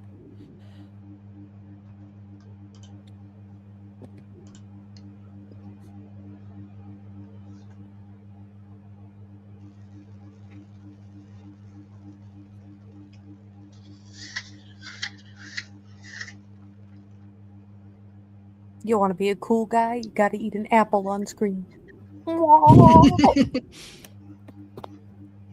I am of the Brennan Lee Mulligan school of almonds are the superior stream snack. I mean, I'm eating sunflower seeds, so I feel you. I currently don't have much in terms of snackage downstairs, so an apple would have to do. Oh, understandable. I'm just being facetious for comedic effect. Can I spend a willpower? I want a crit fish. In the end, we are all but snack fiends, who are but birds eating seeds and fruits. I have a candy cane. Nice. Okay. Drew. That is 6 successes. Worth it.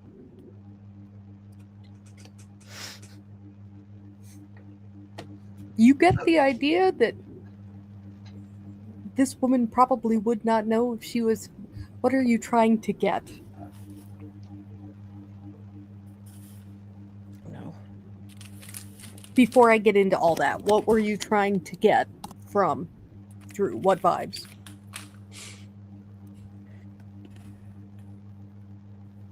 I think he's frozen.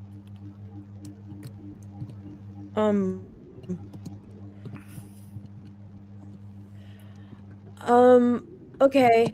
So what Jeffrey is trying to do at this point is trying to figure out one, why. Okay. So the vibes I'm kind of looking for are why she is talking as if because she I know she looks young, but he's trying to actually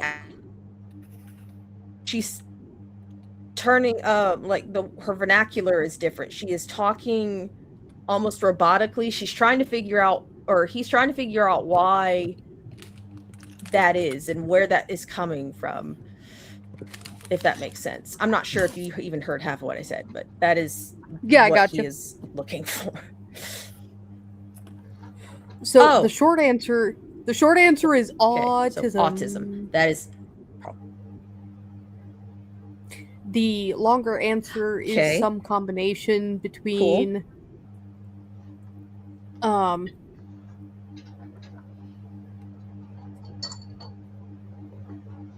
she speaks like someone for whom English is not a first language. Okay.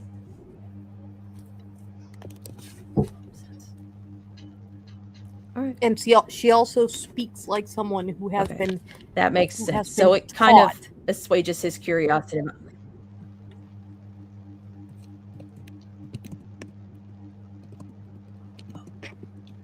Gotcha. Cool. Yeah, he will just kind of make a mental note of that, but he won't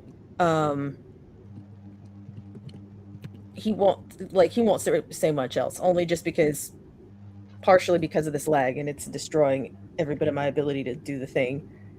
But he will nod and just kind of quietly listen in at this point, unless someone speaks to him directly.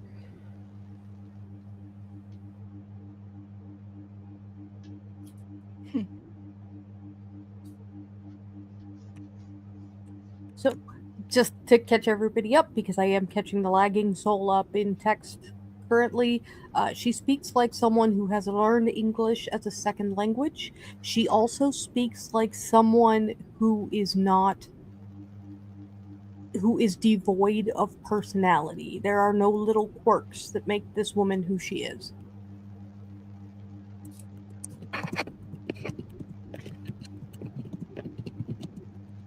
She speaks in what we call flat affect.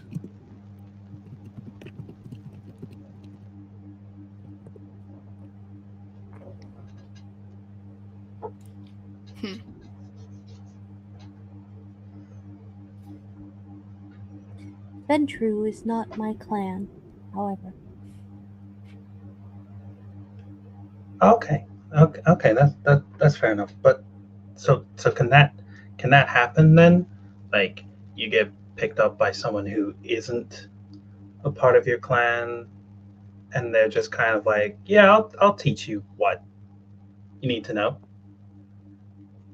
Yes. Much in the same way your friar has spoken for you. I suppose that's true. Yeah, he's not exactly my clan, nor Ethan's or Sage's. But he is responsible for you. Is this a common thing that happens, or is it like every once in a while? More common in Philadelphia than in most places. Gotcha.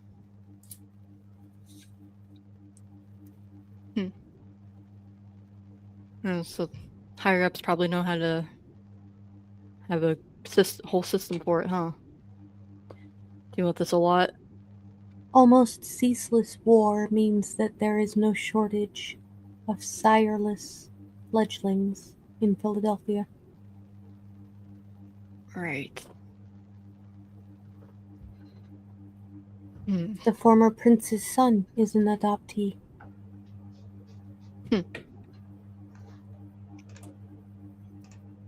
Yeah, I heard about that. I heard that the former prince, the rumor is it purely just a rumor, that he passed. I wouldn't be able to tell you with any certainty.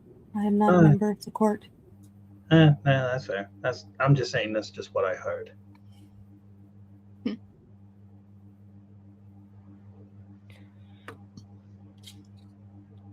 Was a good rumor.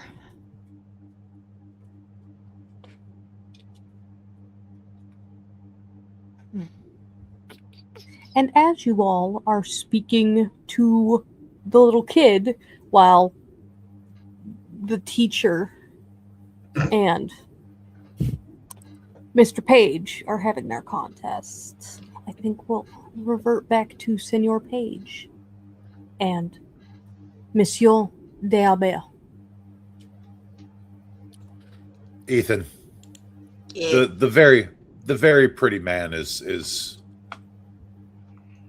asking, no, demanding that you tell him, give him the answer to his question. And there is that pull in your soul that, God damn, you want to tell him. Like, you know he's addressing you. There's no more of this, well, he didn't say my name, because, like, does he really need to say your name? Got it. Yeah, he'll just simply respond. Some call us the Banu Hakim. Others call us judges. I'm still learning. Ah, yes. Judges, assassins, and sorcerers. And he Yes. just kind of steps away back to the front of the class. He will, however, be dropping entrancement or enchantment, entrancement. Entrancement. He will be dropping that as he gets to the front of the class. Okay, so the wanting to Yeah, that's buddy. Okay, it's gone. Okay, cool. now.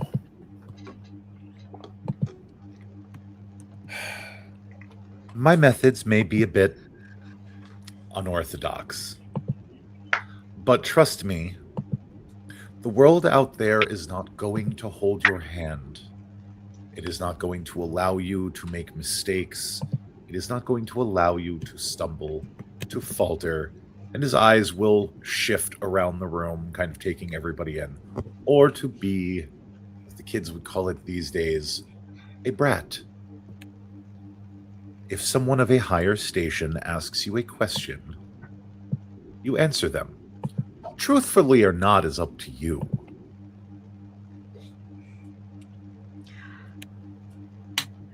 And how are we supposed to know who is of higher station? When someone walks in a room and they don't address you by a title, they are of a higher station than you.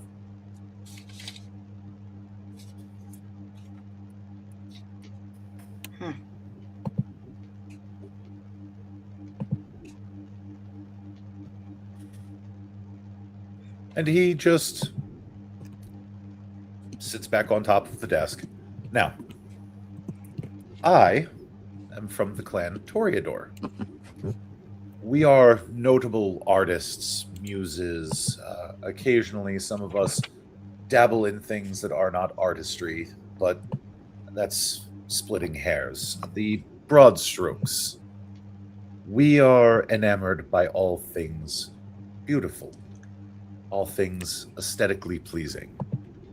And most of us do not care for that which we find repulsive or in any way unbeautiful. For the most part, we're just gonna mute that because, man, that vape is loud AF.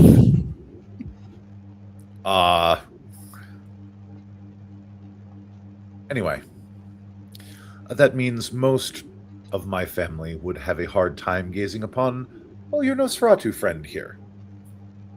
And he just casually gestures to Jeffrey. He does not seem off-put by you at all, Jeffrey. Doesn't seem to affect him one bit.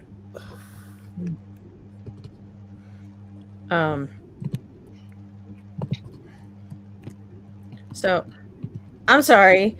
I have not really been able to hear anything for the last 5 minutes. Oh, it's okay. I heard nothing until I said your name? I'm sorry. Yes, but not because I was disassociating, but because my computer hasn't stopped lagging until now. Okay. So Deep breaths. it's not that I haven't been trying to pay attention. I've just been trying to troubleshoot, and it's frustrating. I can imagine. It is very frustrating when technology does not cooperate. No one is addressing you. Yeah. Laurent is just mentioning that, like, Toreador don't like looking at the Nosferatu because they are ugly. But as he is saying that, you can see that he's looking at you just fine.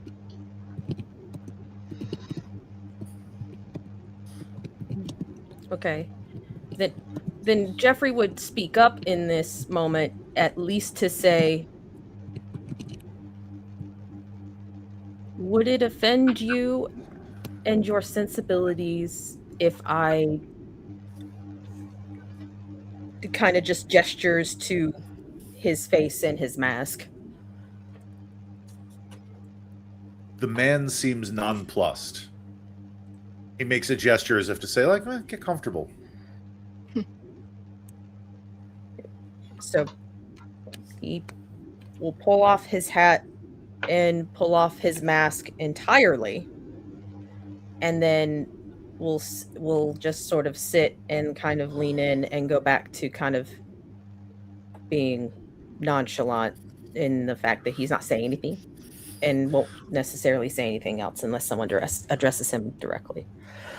This is where you are going to be made into an example, but the good kind. Okay. Now, something for the rest of you to see.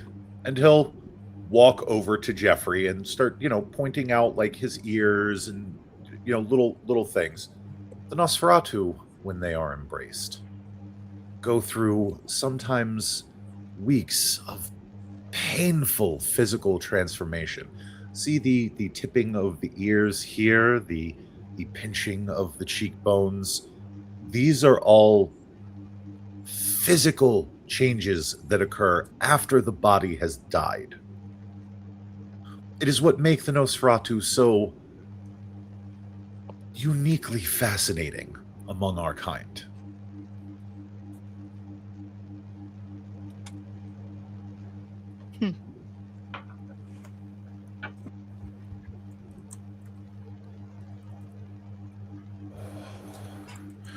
There is a concept in the West. Then he'll kind of turn and look over at Drew as if he's saying it correct. Wabi Sabi? The beauty and the imperfect. East, Monsieur Dalbel. And he'll just kind of like, east-west, who fucking cares? Clearly, cardinal directions, not this man's strong suit.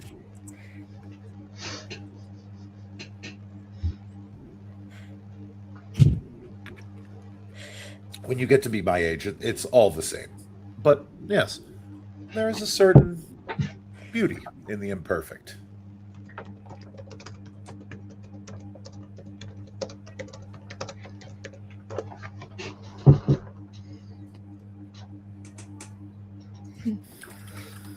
I can see where you're coming from with that.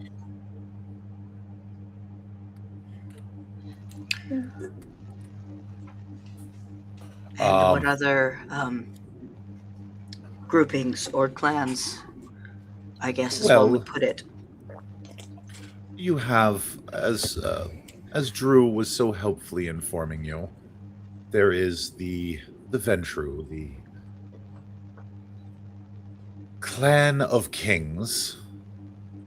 There is the Bruja. Many refer to them as the Rabble. They are the upstarts, the revolutionaries, those who can never seem to leave well enough alone. There are the Hekata, death-obsessed. Are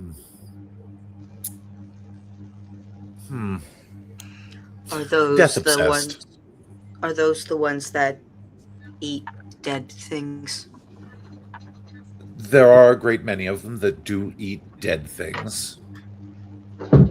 Some of them are what we consider organivores. They'll eat the flesh, the offal, the various things that are not vitae.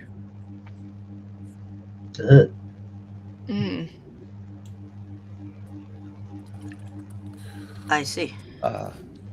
You have the Tremere, those that are gifted in the ways of blood magic. As a matter of fact, we have our very own court oracle as a member of that family. You say blood magic, but yet you say that there's others like me who are sorcerers.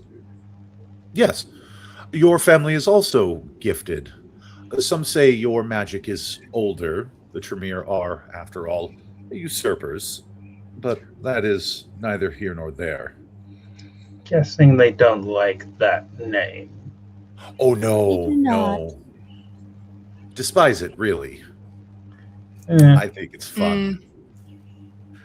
I And can he's tell. just got this very cheeky grin. I mean, they probably earned it for a reason, right? Yes. Well, yes, they did kind of steal their way into unlife. But that's a story for another time. A long sordid history of exploitation and experimentation. And he'll just kind of gesture to Drew like, yes, that. Okay. Seems to be Bessie. a running thing with this type of life or unlife. Oh, yes, no, we are undead predators of the night. We take what we want from those that are alive, and we leave nothing left. Well, I something, can but tell. we don't often give back to the community, is what I'm saying. I can tell. And there will just be an eyebrow raise from Laurent, nothing more. Then you have the Malkavians, the Clan of the Moon. They are such wonderful little madmen. I've heard of those. They'll accept anyone. They sound interesting. Can Never they- in your life will you have a conversation more enlightening or baffling than a conversation you have with a Malkavian. That is good to know. I will look forward to my next conversation with one, I suppose. Reminds me of some time I spent in Florida. And, All Florida men are Malkavians confirmed. Yeah. I contend that Florida Man TM is actually a Farah. Yeah. He's a were crocodile. Oh yeah.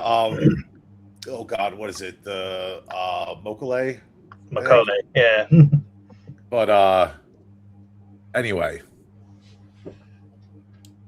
And he kind of goes down the list and tells you about each of the different clans in turn and kind of a small smattering about what they're about until he gets to the last two. And then you have what are known as the clanless or caitiff.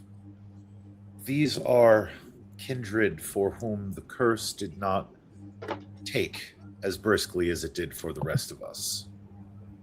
They have no clan to call their own, and therefore they do not suffer some of the unfortunate drawbacks that so many of the families have. They are, however, almost universally reviled and shunned. But why? If they have no clan, then wouldn't they be of all clans? No. You would think that, but that is not the case. There are some who hold to old ideas that the caitiff and those who are of the 14th or higher generation, those we call Duskborn, are a sign of the end times and are to be killed on sight. So they are like those that, well, the people who say that they are the sign of end times. These people are like the 2012 fanatics. No. Those who believe this kill people. They're okay. Yeah, you're getting the idea that like you're saying they're bad. We're saying no, they're worse than bad. Gotcha. Yeah.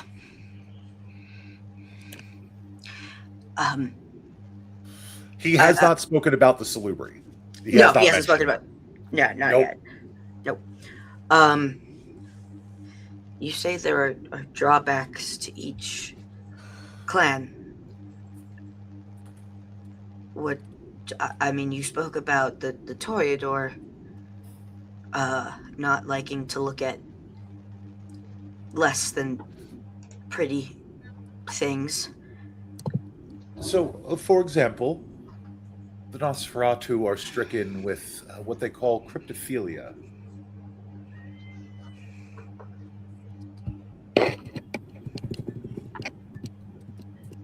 The need for secrets. He also would have covered the Zmitzi, the flesh shapers. He would have called them the flesh crafting horrors. Mm. Is how he would have referred to them. Cool. Cool. And Go Drew ahead. would have waved. Ethan did not like that. Mark that down as Ethan disliked that.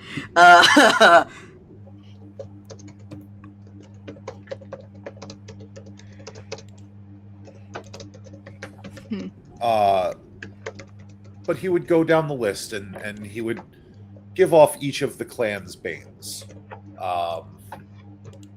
The Brujas need to rebel.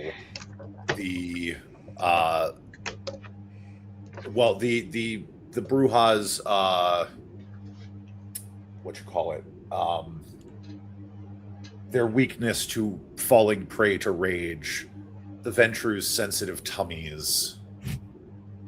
Like, he would have gone down the list, of things that are kind of indicative of the clans, basically going over each of the compulsions and banes of each of the clans, with the exception of Salubri. He does not. This is not a clan he brings up. As far as any of you are concerned, there are 12 clans. You say that Banu have a hard time stopping when it comes to eating, correct? For the most part, yes. They are gluttonous little piggies. Huh.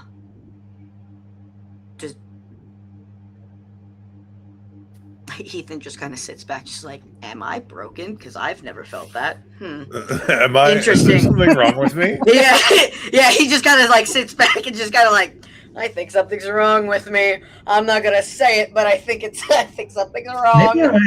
Maybe I'm actually caitiff this whole time. Yeah. That Right. might be running around in his brain right now, but he's not gonna say anything. When that's said, he's just like, huh. Anyway. I'm awful bad at this Banu stuff. Like, everything that everybody's telling me about the Banu, like, I'm really bad at. Yeah, correct. He's like, I fear I might be what they call a caitiff. This makes me uncomfy. yeah. He's like, everything that has been said so far, I'm like, ooh, are we sure about the Banu? Is there a way that I can change that on my driver's license? Like, nothing that I've There been a told box about. I can check. Yeah, everything that's being said about Banu is not me. I fear something's wrong. And then the topic would turn to generations. And he would explain to you that there are, as of right now, what we are aware of, there are 14 generations of kindred. From dating all the way back to the first. Now, there are some that say the first is a myth. There are some that say that the first is Cain. There are others that would be really keen for you to believe that the first was Hakim. There are others that contend that the first was Set. Hakeem, I know that name. But the general consensus is that there are about 14 generations of kindred running around at present. And that your generation, how long you have been alive, there are a great many things that come into play with how powerful you are capable of being at any given time. There may come a night when we have more than 14 generations running around, or you may find that after 100 or so years, you are far more powerful than you were these nights. You know, who knows where you might be a week from now, a month from now, 50, 100 years from now, provided that you are clever enough and fast enough to survive that long.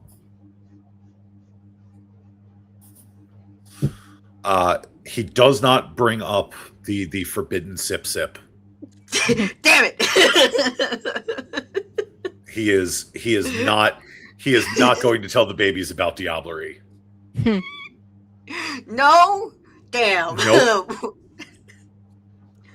Hey guys, what if we just become lower generations? Have we ever considered that? Seems like pertinent information to tell the Banu.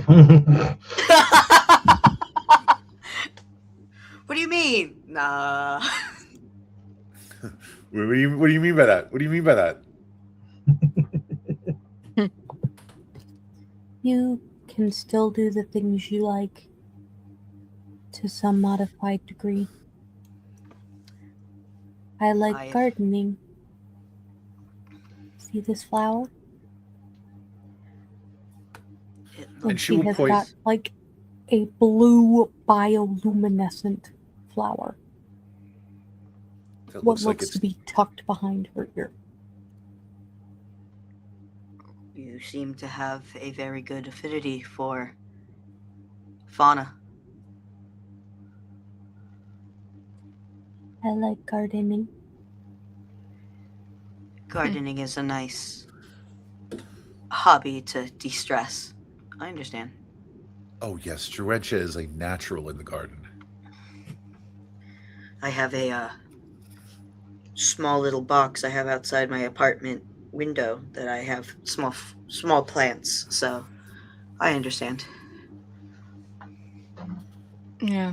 I used to keep flowers in my apartment too, so Oh, they're nice not to have around. flowers. I like to make vegetables and fruits so that way I can give to the pantries. Mm. Yeah, it's never really much of a green thumb. You can be. It could be. Yeah, probably, but I've always had a bit more of a black thumb. Oh, well, if you'd like, Corey, I can give you some seeds. I'm actually... my harvest is coming along, and I can set aside a plant and some clippings for you if you'd want to give it a try. See, I would take you up on that offer, but my living space isn't really conducive to keeping plants. It's the only real issue. I kind of like, yeah. I'm pretty sure we could find some fauna that is good with being picked up and moved around. I know that there's some fruits and vegetables that'll grow near anywhere. I mean, I know do- some. Yeah. Sorry, I know some flowers that you could take with you that won't die right away. Can they live in a car? Yeah. Give it. Well, I might have to Do you think about not- that. Do you not have a place to stay? I can set up... I'm pretty sure my roommate wouldn't mind if you crashed at my place for a little bit. Yeah, kind of need to keep on the move, really. Can't really afford my own place, to be perfectly What are you honest. looking for? Need to keep on it. I mean, I know of a couple of shelters, and like I said, I have a extra room that I don't mind offering up to you. I work with a lot of unhoused people. I can help you get the You resources you should need. learn more about the Ravnin. Oh, apologies. Oh, yeah, I didn't want to. Monsieur de Albert did mention what their pain was. Yep. He did mention, Laurent did mention each of your banes and Yeah. compulsions. Yeah. So, And Yeah. Corey does look to the rest of them and just be like, "Yeah, I had to learn by trial and error." Well- I learned the hard way. Oh no. Well, if you ever do need a night, and you can't find anywhere else, just hit me up and I'll make a bed. I'll take you up on that. I always wondered what About? Ravnos blood would do to a plant.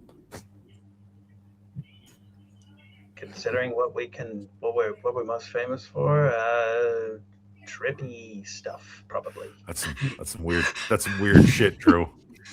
Hey, Drew, you ever heard of those mushrooms, those psychedelic mushrooms? I'm pretty sure that via flower.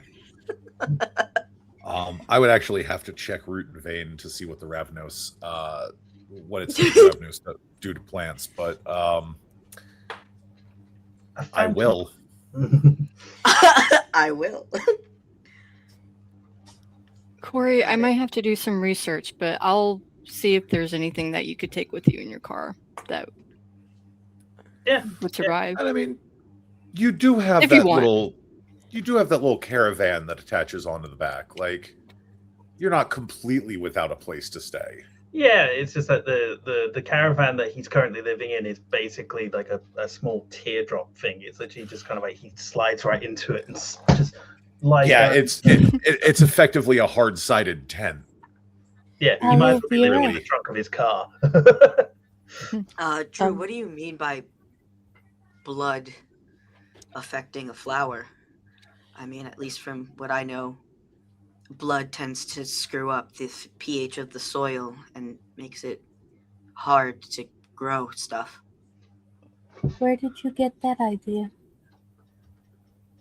My botany class, it was You an took a- elective. You It took wasn't a botany class as an elective? Sage. I was in my last semester. I just needed to get my elective Did you done. I just want- I just closed my eyes and threw a dart. It was either that or acting for non-acting majors. I had to choose. I chose botany. I'm sorry. Okay, I mean that's fine. I just didn't expect that is all. The other one would probably be. Mm. The other one would have probably been more useful in current practice. Well, I dare say I wasn't exactly expecting to end up here. So Dead. Yeah. Yeah. No, it's fine, Ethan. You didn't strike me as a plant guy. As is a all. plant, I'm a man of You know. many talents. The animals. Hmm? The animals react to our blood. Fauna reacts to us. Flora does also.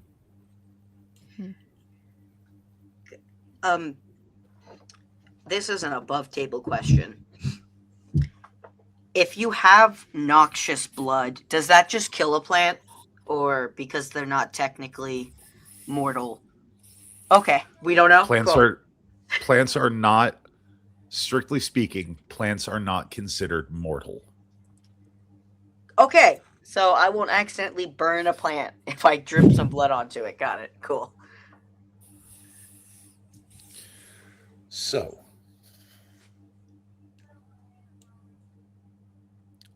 Drew, you were saying?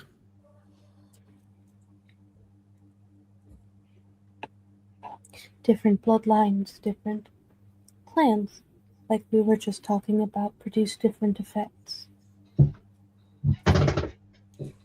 Well, does Toreador make the flower smell nicer or make it prettier or something like that? It ensnares the senses.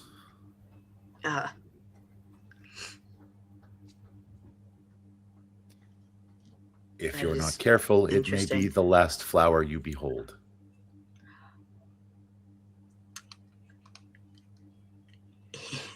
Scary. Taking note of Right. that. Understood.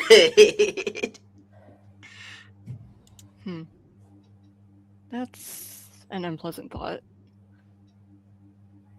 Oh, not nearly as unpleasant as what happens when a Ventru makes a Mandragora. Is that what that flower is called? That is what plants that are fed kindred vitae are called, mandragora. What does it happen when a Ventru, I guess, it pricks their finger on a thorn? Well, you would have to feed it over consecutive nights and cultivate it. Oh, okay. So it's not just one drop and it changes. No. Okay. No. Nothing so mundane. But are you familiar with cordyceps? Mushrooms. Yeah. Yes. Mind-controlling fungus. That's what. Oh. Very Yeah. similar. Mm. Ugh. You would become nothing more than a pliant drone for propagation. Oh. Ew. Okay. And what? I mean, just to satiate my morbid curiosity, what happens when, I guess, a gangrel or a Nosferatu's cultivated? Well, the Nosferatu... And he just kind of looks over at Drew like, have we tested Nosferatu blood? Are we allowed to test Nosferatu blood? They grow plants with the same wabi-sabi that Monsieur d'Albert So, said belonged to the Nosferatu.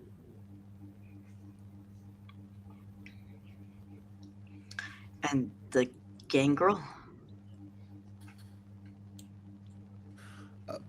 Far more bestial plants. Somewhere straddling the line between animal and plant. Like a Venus flytrap, but with more autonomy. Like a sundew. Like those plants in the Super Mario games.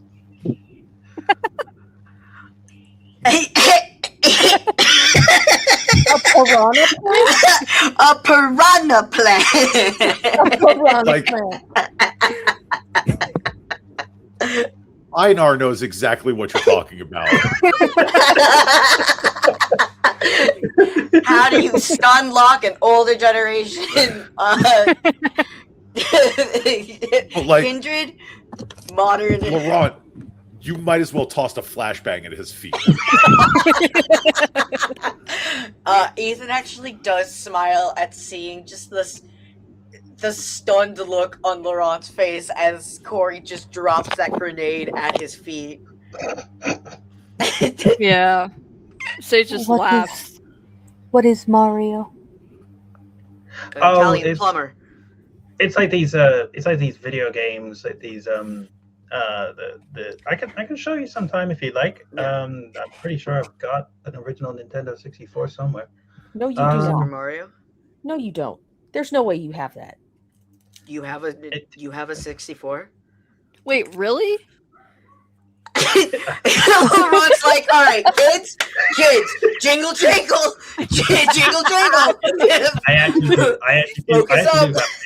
I have a Nintendo 64 with Mario Party, Mario Kart, and GoldenEye.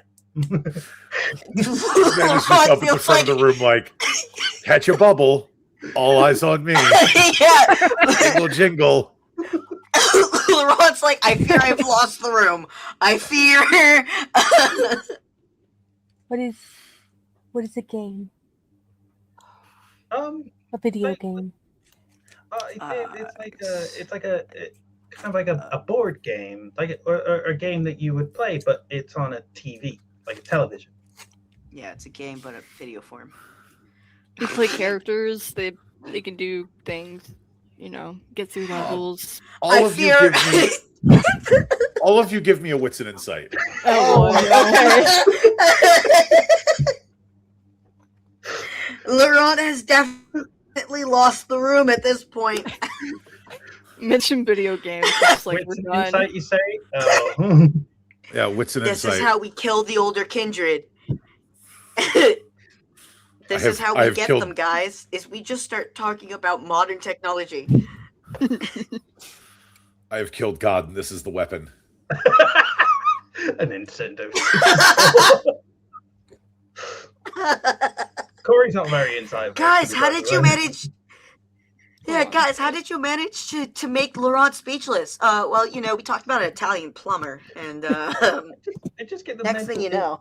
I just get the mental image. I just get the mental image of like Shrek and Donkey after seeing that display at Dulac in the first movie. Just like, Yeah.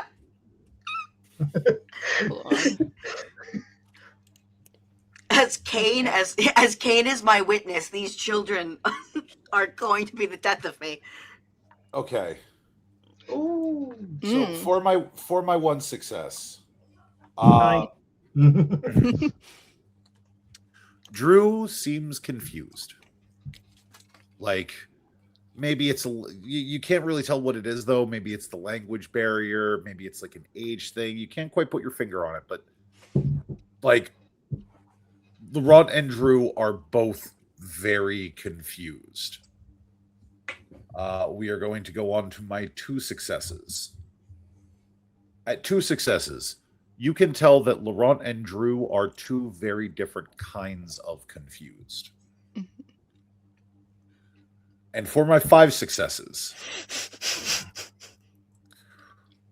Laurent is confused because he has never heard of video games. Like he's heard of them, but like he is struggling to like understand why we're suddenly talking about video games. Like he has a vague idea of like arcades and like, the sweaty gremlin people that live in them. But like beyond that, whereas Drew does not even know what a game is. Oh God. Like nothing that you're saying to her like is registering as it's all just full-umph.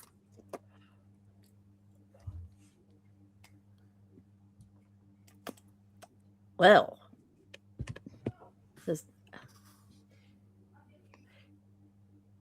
you might find the machinery fascinating if you want to ever take it apart, I suppose.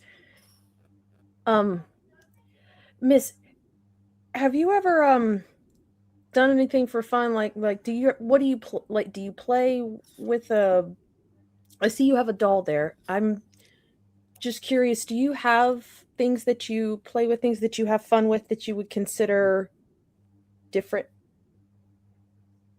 I'm just curious. I have dolls, and I have books, and Okay.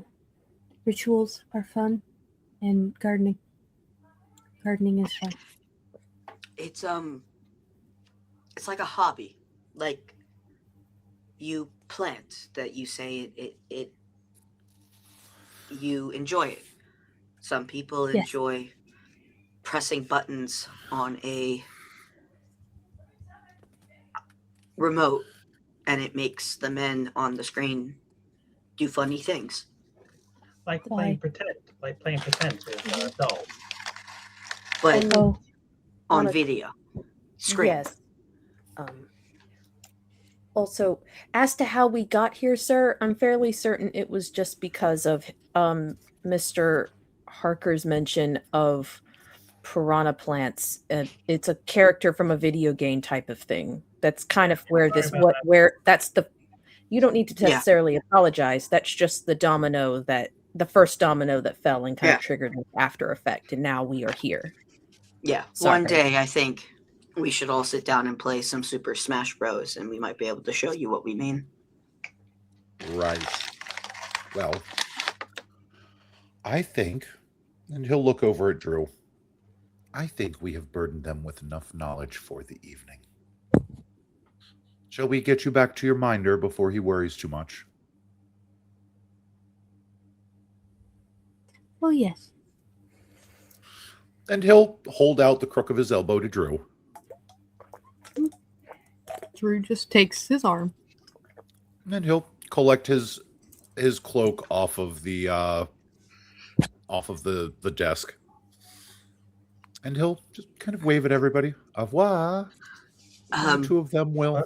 Au revoir. Buenas Miss- noches. Monsieur, before you leave, I do have a quick question, if you will. And he'll stop and he'll look at you. Yes.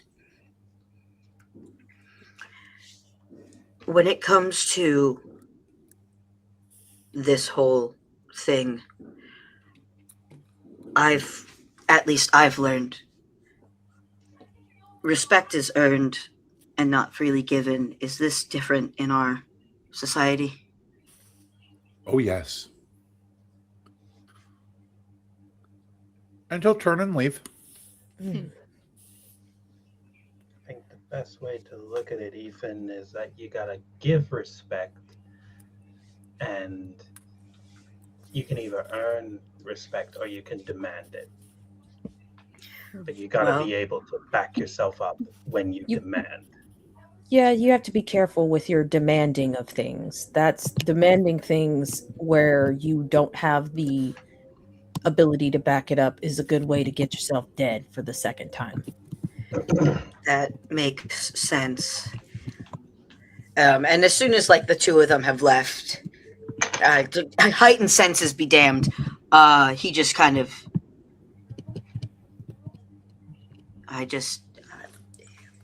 It's hard to comprehend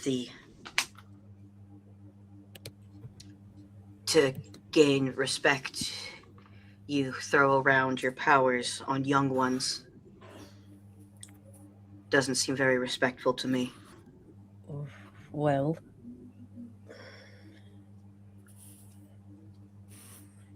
That is not Seems- what happened.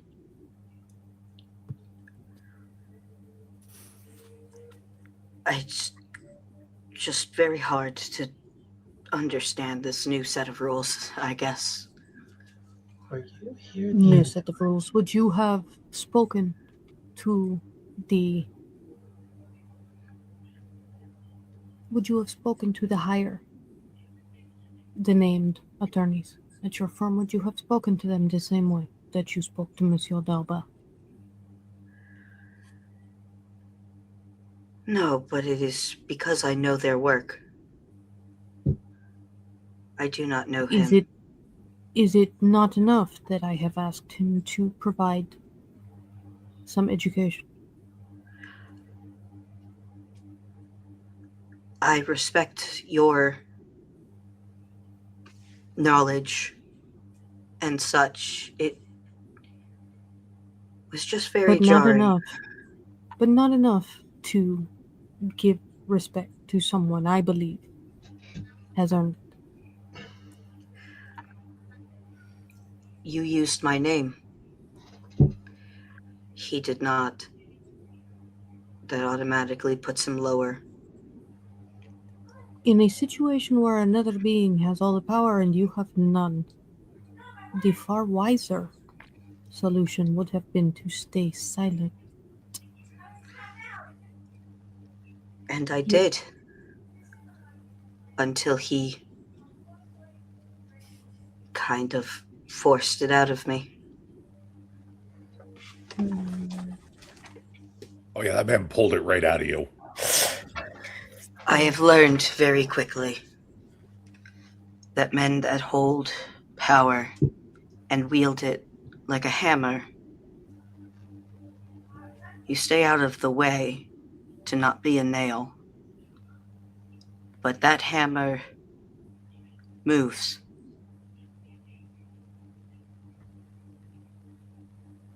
I was It did just not caught. strike me that he used his abilities like a hammer. he used it like a knife. The other three had no issue.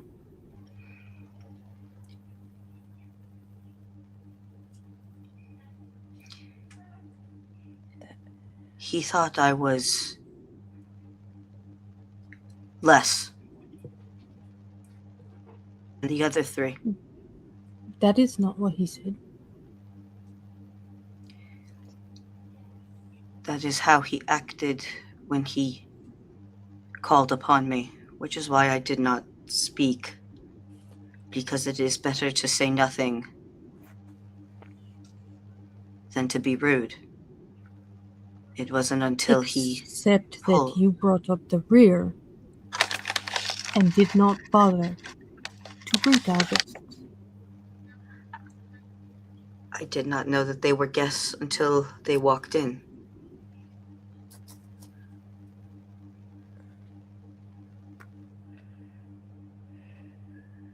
Had I known, I would have very much said hello. But it wasn't until they walked in and said that you had picked them that I knew, which is why I stayed quiet.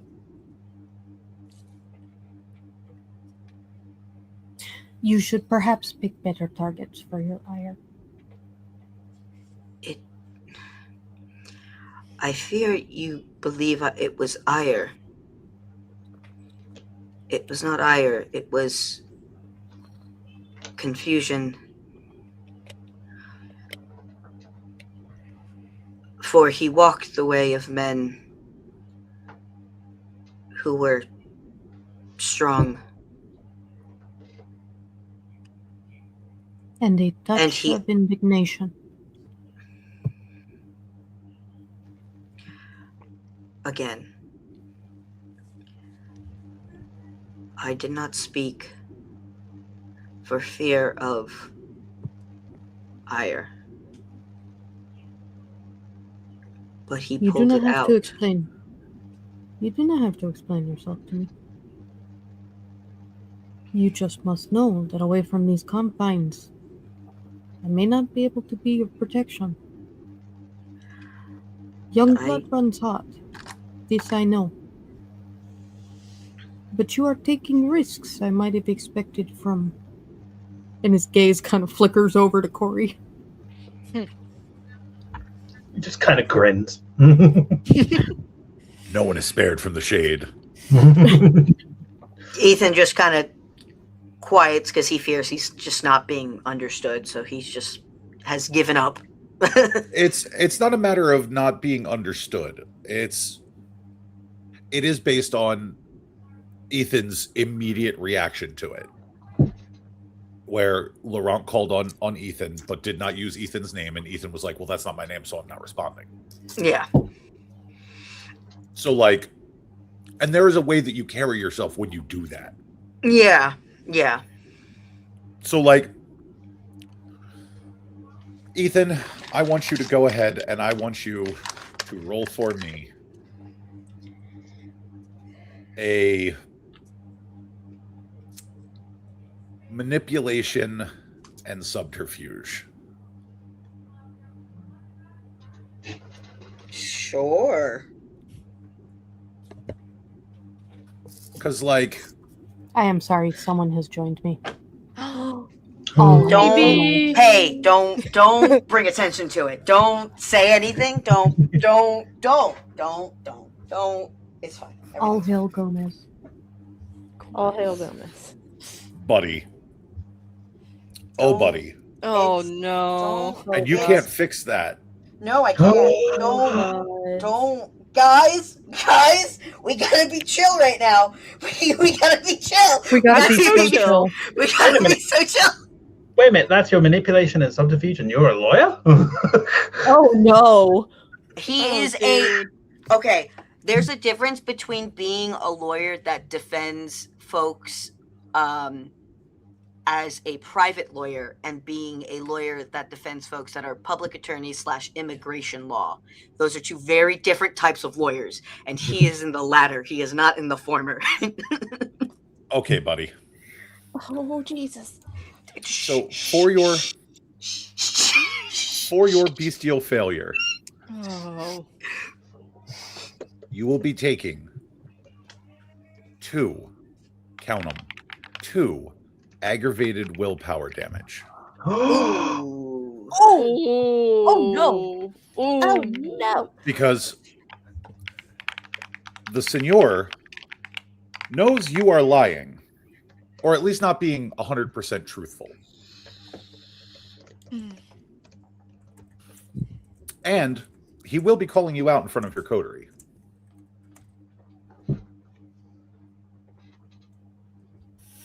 Which is where that second point of aggravated damage comes from. Because you got the one aggravated willpower damage for the being embarrassed, being called out by a superior, and the second for it being in front of your coterie As a result of the bestial, instead of regular superficial willpower damage, that damage is now aggravated. Ouch. Nope. So, Vidal, Ethan is trying his hardest to be like, "Oh well, I was going to be quiet because big powerful man," but like, you were there, you watched the whole thing, you watched it all go down with your own two eyes. You know exactly how it went down. How generous. You think he only has two eyes? Well, yes. I mean, shh, that's a secret mouse tool that will help us later. But, and he would remind Ethan that, you know, I was here. I watched it all go down. You may not have seen me, but I was present. I was here.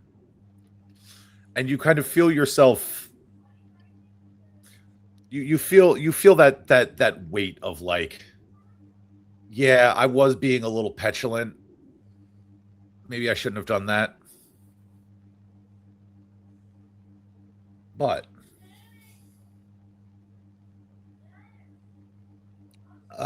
Senor, do you have any final words for the children before you release them into their night? No. Now that we've what he does have is a homework assignment. Oh, a homework assignment for the babies. What does this Yes. homework assignment entail? The homework for the babies is that they should seek out or ask their mentors about someone from another clan that they can be introduced to. Okay. Before we wrap up our session, I would like everyone to know and be aware that tonight we are not getting 7 experience points for our session. We are getting 10 experience points for our session. Let's go. So the next time you see our wonderful storyteller Fennec, make sure you thank them for giving you an XP boost for your session. Thank you, Thank Fanny. you, Finnick. Make sure you mark down on your sheets when you do mark down your experience that you are getting 10 points for tonight, not 7. So, and I agree with Fennec's sentiment in chat that y'all deserved as a treat for all the messes that you dealt with tonight, because this wasn't supposed to be the messy night that it was. Before I Every wrap, messy crit tells a story. so the Senor gives you your homework and lets you kind of filter out into the night. Ethan, when you return home, I would like for you to please roll that one die that you have for your remorse check. Okay. Hey, Gomez, hush. Dicebot, I need you to be so chill right now. We will see. You only need the one success. So That's the problem, though, because I only have one die. yes. Oh, no. Well, buddy, you did not pass your remorse check. Well, So you were 8, yes? I was Humanity. 9. He was 9. Oh, you were humanity 9. Okay. Now I'm 8. So as you settle in for the coming day sleep, you kind of you don't feel bad about breaking that conviction. Ooh. There is no remorse in you whatsoever. Ooh. That's bad because that's the conviction that's tied to his mom. Uh-huh. Now, you broke the conviction, but that doesn't get rid of it. No. it just, gives you something to strive for. Would Ethan have gone for a drink when he got home? Yeah, because the cup was still in his hand. He also usually has an hour after sunrise that has now gone away. Yes, Both it has. the drinking of coffee and the hour When you that he was. drink, Yeah. when you take a sip of your coffee, it turns to ash in your mouth. Yeah. Well, Victor would probably hear a scream from the kitchen He would if he were home. if he were And- home. As you are getting ready for the next day, the hour that you usually have does not exist, and you fall to sleep on the floor. Yeah, no, yeah, because his plan was still try to figure out how to write his resignation letter. So his roommate, when the roommate does come in, we'll see Ethan just fucking collapse Dead on the over. dead on the Yeah. floor. Yeah, I'm sure that, that's fine. The roommate, it's fine. Everything's fine. So while you are grappling with that, we are going to move over to our other players and get their last thoughts of the night. Jeffrey, as you get back, you're havening at the schoolhouse. Yes. Okay. So as you're settling in for day sleep, what is Jeffrey thinking about? He feels like a very, very tiny fish in the world's largest body of water to ever exist. He feels like a goldfish in the Mariana Trench. And he realizes very quickly how over their heads the entire group is when it comes to actually and actively dealing with this. And he is very, very worried for the group.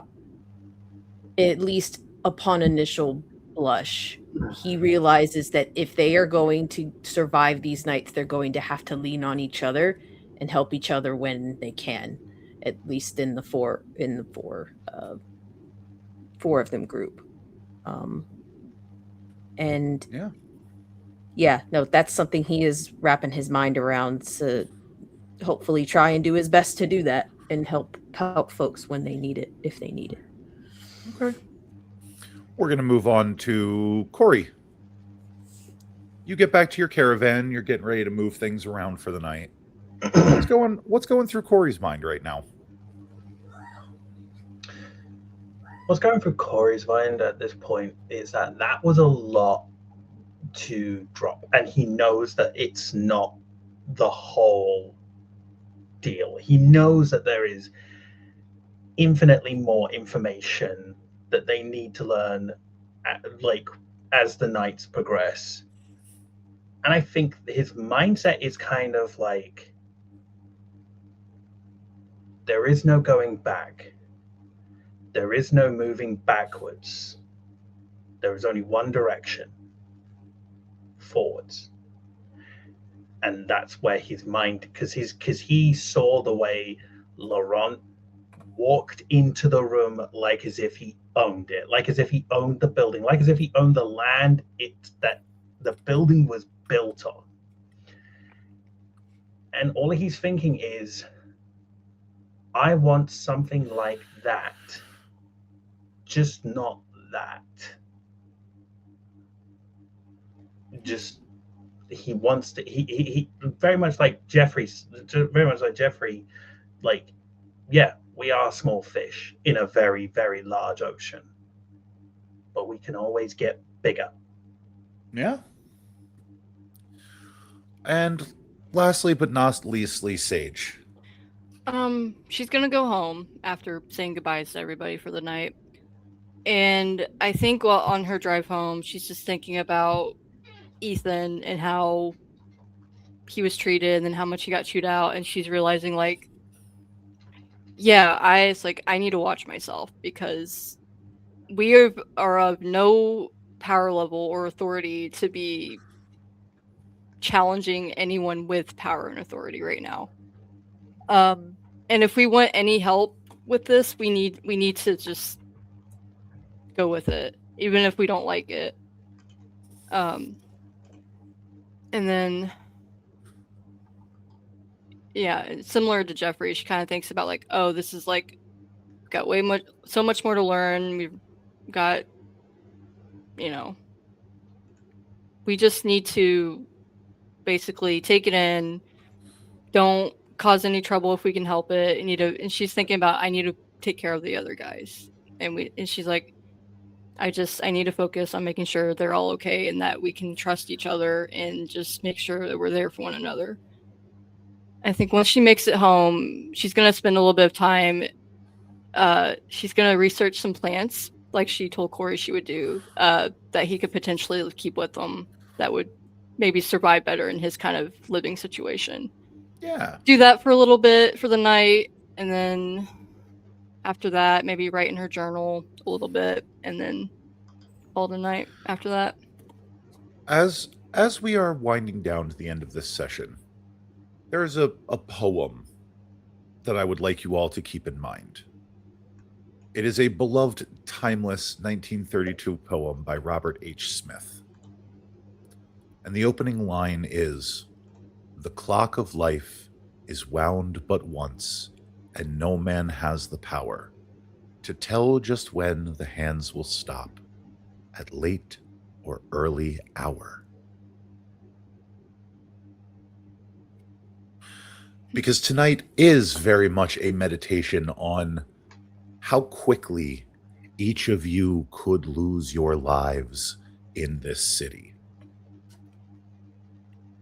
Because Corey made a very good point. Laurent walked in there like he owned every molecule of everything in his sight.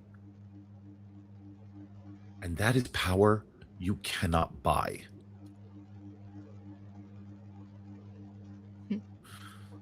So, as we close out our session here on Philly by Night, we're going to go around the table. Who we are, where we can be found, any fun new projects coming down the pike, please feel free to let us know. Plug yourselves here. We are going to start with, again, we're going to start with Jeffrey. And then when you're done, you can popcorn it over to another player. You're muted.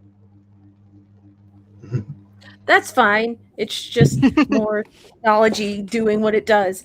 Hello, everybody. I am Wolfgar, Reaper Wolfgar on any and everywhere that matters. I played Jeffrey Wallace tonight of Clan Nosferatu, having a grand old time. As far as projects go, I am part of a little stream called 7th Sea, Blood, Fate, and Fortune, where I play a Castilian priest by the name of Father Rafael Rodriguez. It's over on Jeremiah McCoy's Twitch channel if you ever want to take a peek.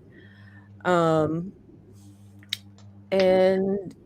yeah, that's all I've got coming down the pipe now. Now, who am I popcorning it to? Sage, why not? Sure. Hi, I'm Natalie, aka Firestorm Rebel, on most social media platforms. I played Sage Nettle of Clan Gangrel. Also having a really great time. I do cosplay. I do mainly cosplay.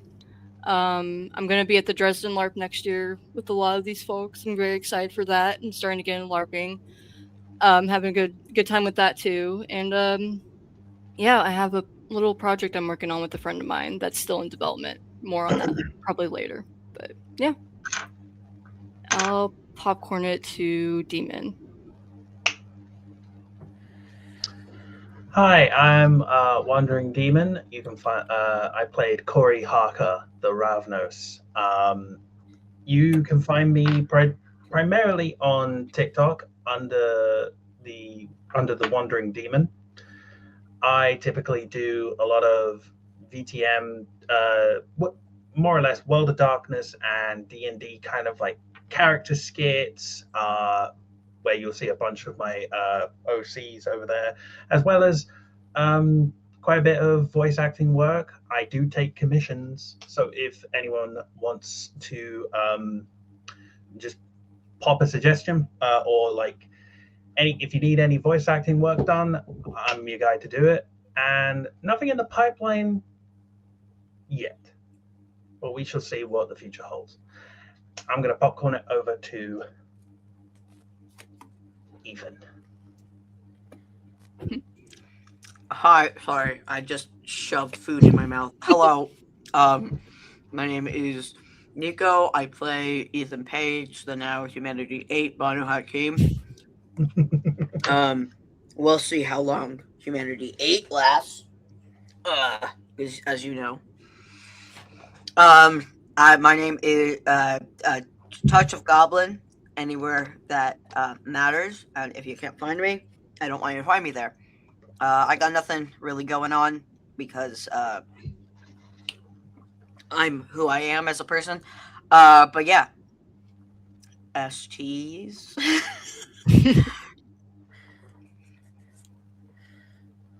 Would you like to go first, my wonderful partner in crime? I shall go first, and we will save the best for last. Hi all, I am Einar. I'm the lead storyteller here in Philly by Night. I run the New Guard table. I co-run this table here with my wonderful partner in crime, G'day. I also will occasionally show up at the emissaries table, both producing and SPCing and occasionally running sessions here and there. You'll also find me SPCing over on the Mystery Machine table and literally everywhere else in this game. We will be having a very special stream coming up on, let me see here, June 14th at 7 p.m. Eastern Standard Time. Right here on Twitch, we will be having a one-shot where I take a select group of players back to the glitz, glam, and excess of the year 1987, right here in the city of brotherly love, where a motley crew of Ancilla must solve the ritualistic murders of the wealthy and well-to-do of Philadelphia. You can also catch me over on Basics of the Game, Jeremiah McCoy's stream. Occasionally I play a villain on their Black Rose Society 7th Sea game. You will be able to catch me at Gen Con this year. I'll be bebopping around, providing amoral support. You'll be able to catch me in Colorado next year at the Dresden Files LARP. And who knows where else you may find me out in the great wide world. You can find me online at Einar_TTRPG, with the exception of Blue Sky, where you can find me at Instar's Orbit. And lastly, but not leastly, my wonderful, gorgeous, exemplary partner in crime. Hello there. I'm G'day. I am the storyteller for this table. I am also the storyteller for the emissaries Coterie. As far as projects, I will be at a LARP at the end of June. The Conscience LARP, which is put on by Mooney. I will also be speaking at Gen Con. So if you are also going, feel free to sign up for my free 99 seminar on table and field safety. And I will also be at the Dresden LARP early next year. You can find me anywhere I want to be found at GadeFX. That would be GHEDE_FX on TikTok, YouTube, a whole bunch of places. You can also find me on The Tube of You and Where the Skies Are Blue at GadeFX, GHEDEFX, all smooshed together. And coming very soon, you will be able to find my various shenanigans on my website. I'm not going to give you the name of it yet because it's not done. Thank you all so very much for coming out, showing love to our silly little vampire game. You can find Philly by Night at all of our socials at Philadelphia by Night. Please feel free to go over to our YouTube, catch some of our VODs. I will start beating the Blue Sky intern until we get more posts. It's me. I'm the Blue Sky intern. He's the Blue Sky intern. But thank you all so very much for coming out. Have a wonderful night. And remember, just because we play monsters does not mean that we can't be the light in somebody's world. Know that you are loved. Stay safe. Have a great night. And we will see you on our next stream right here at Philly by Night.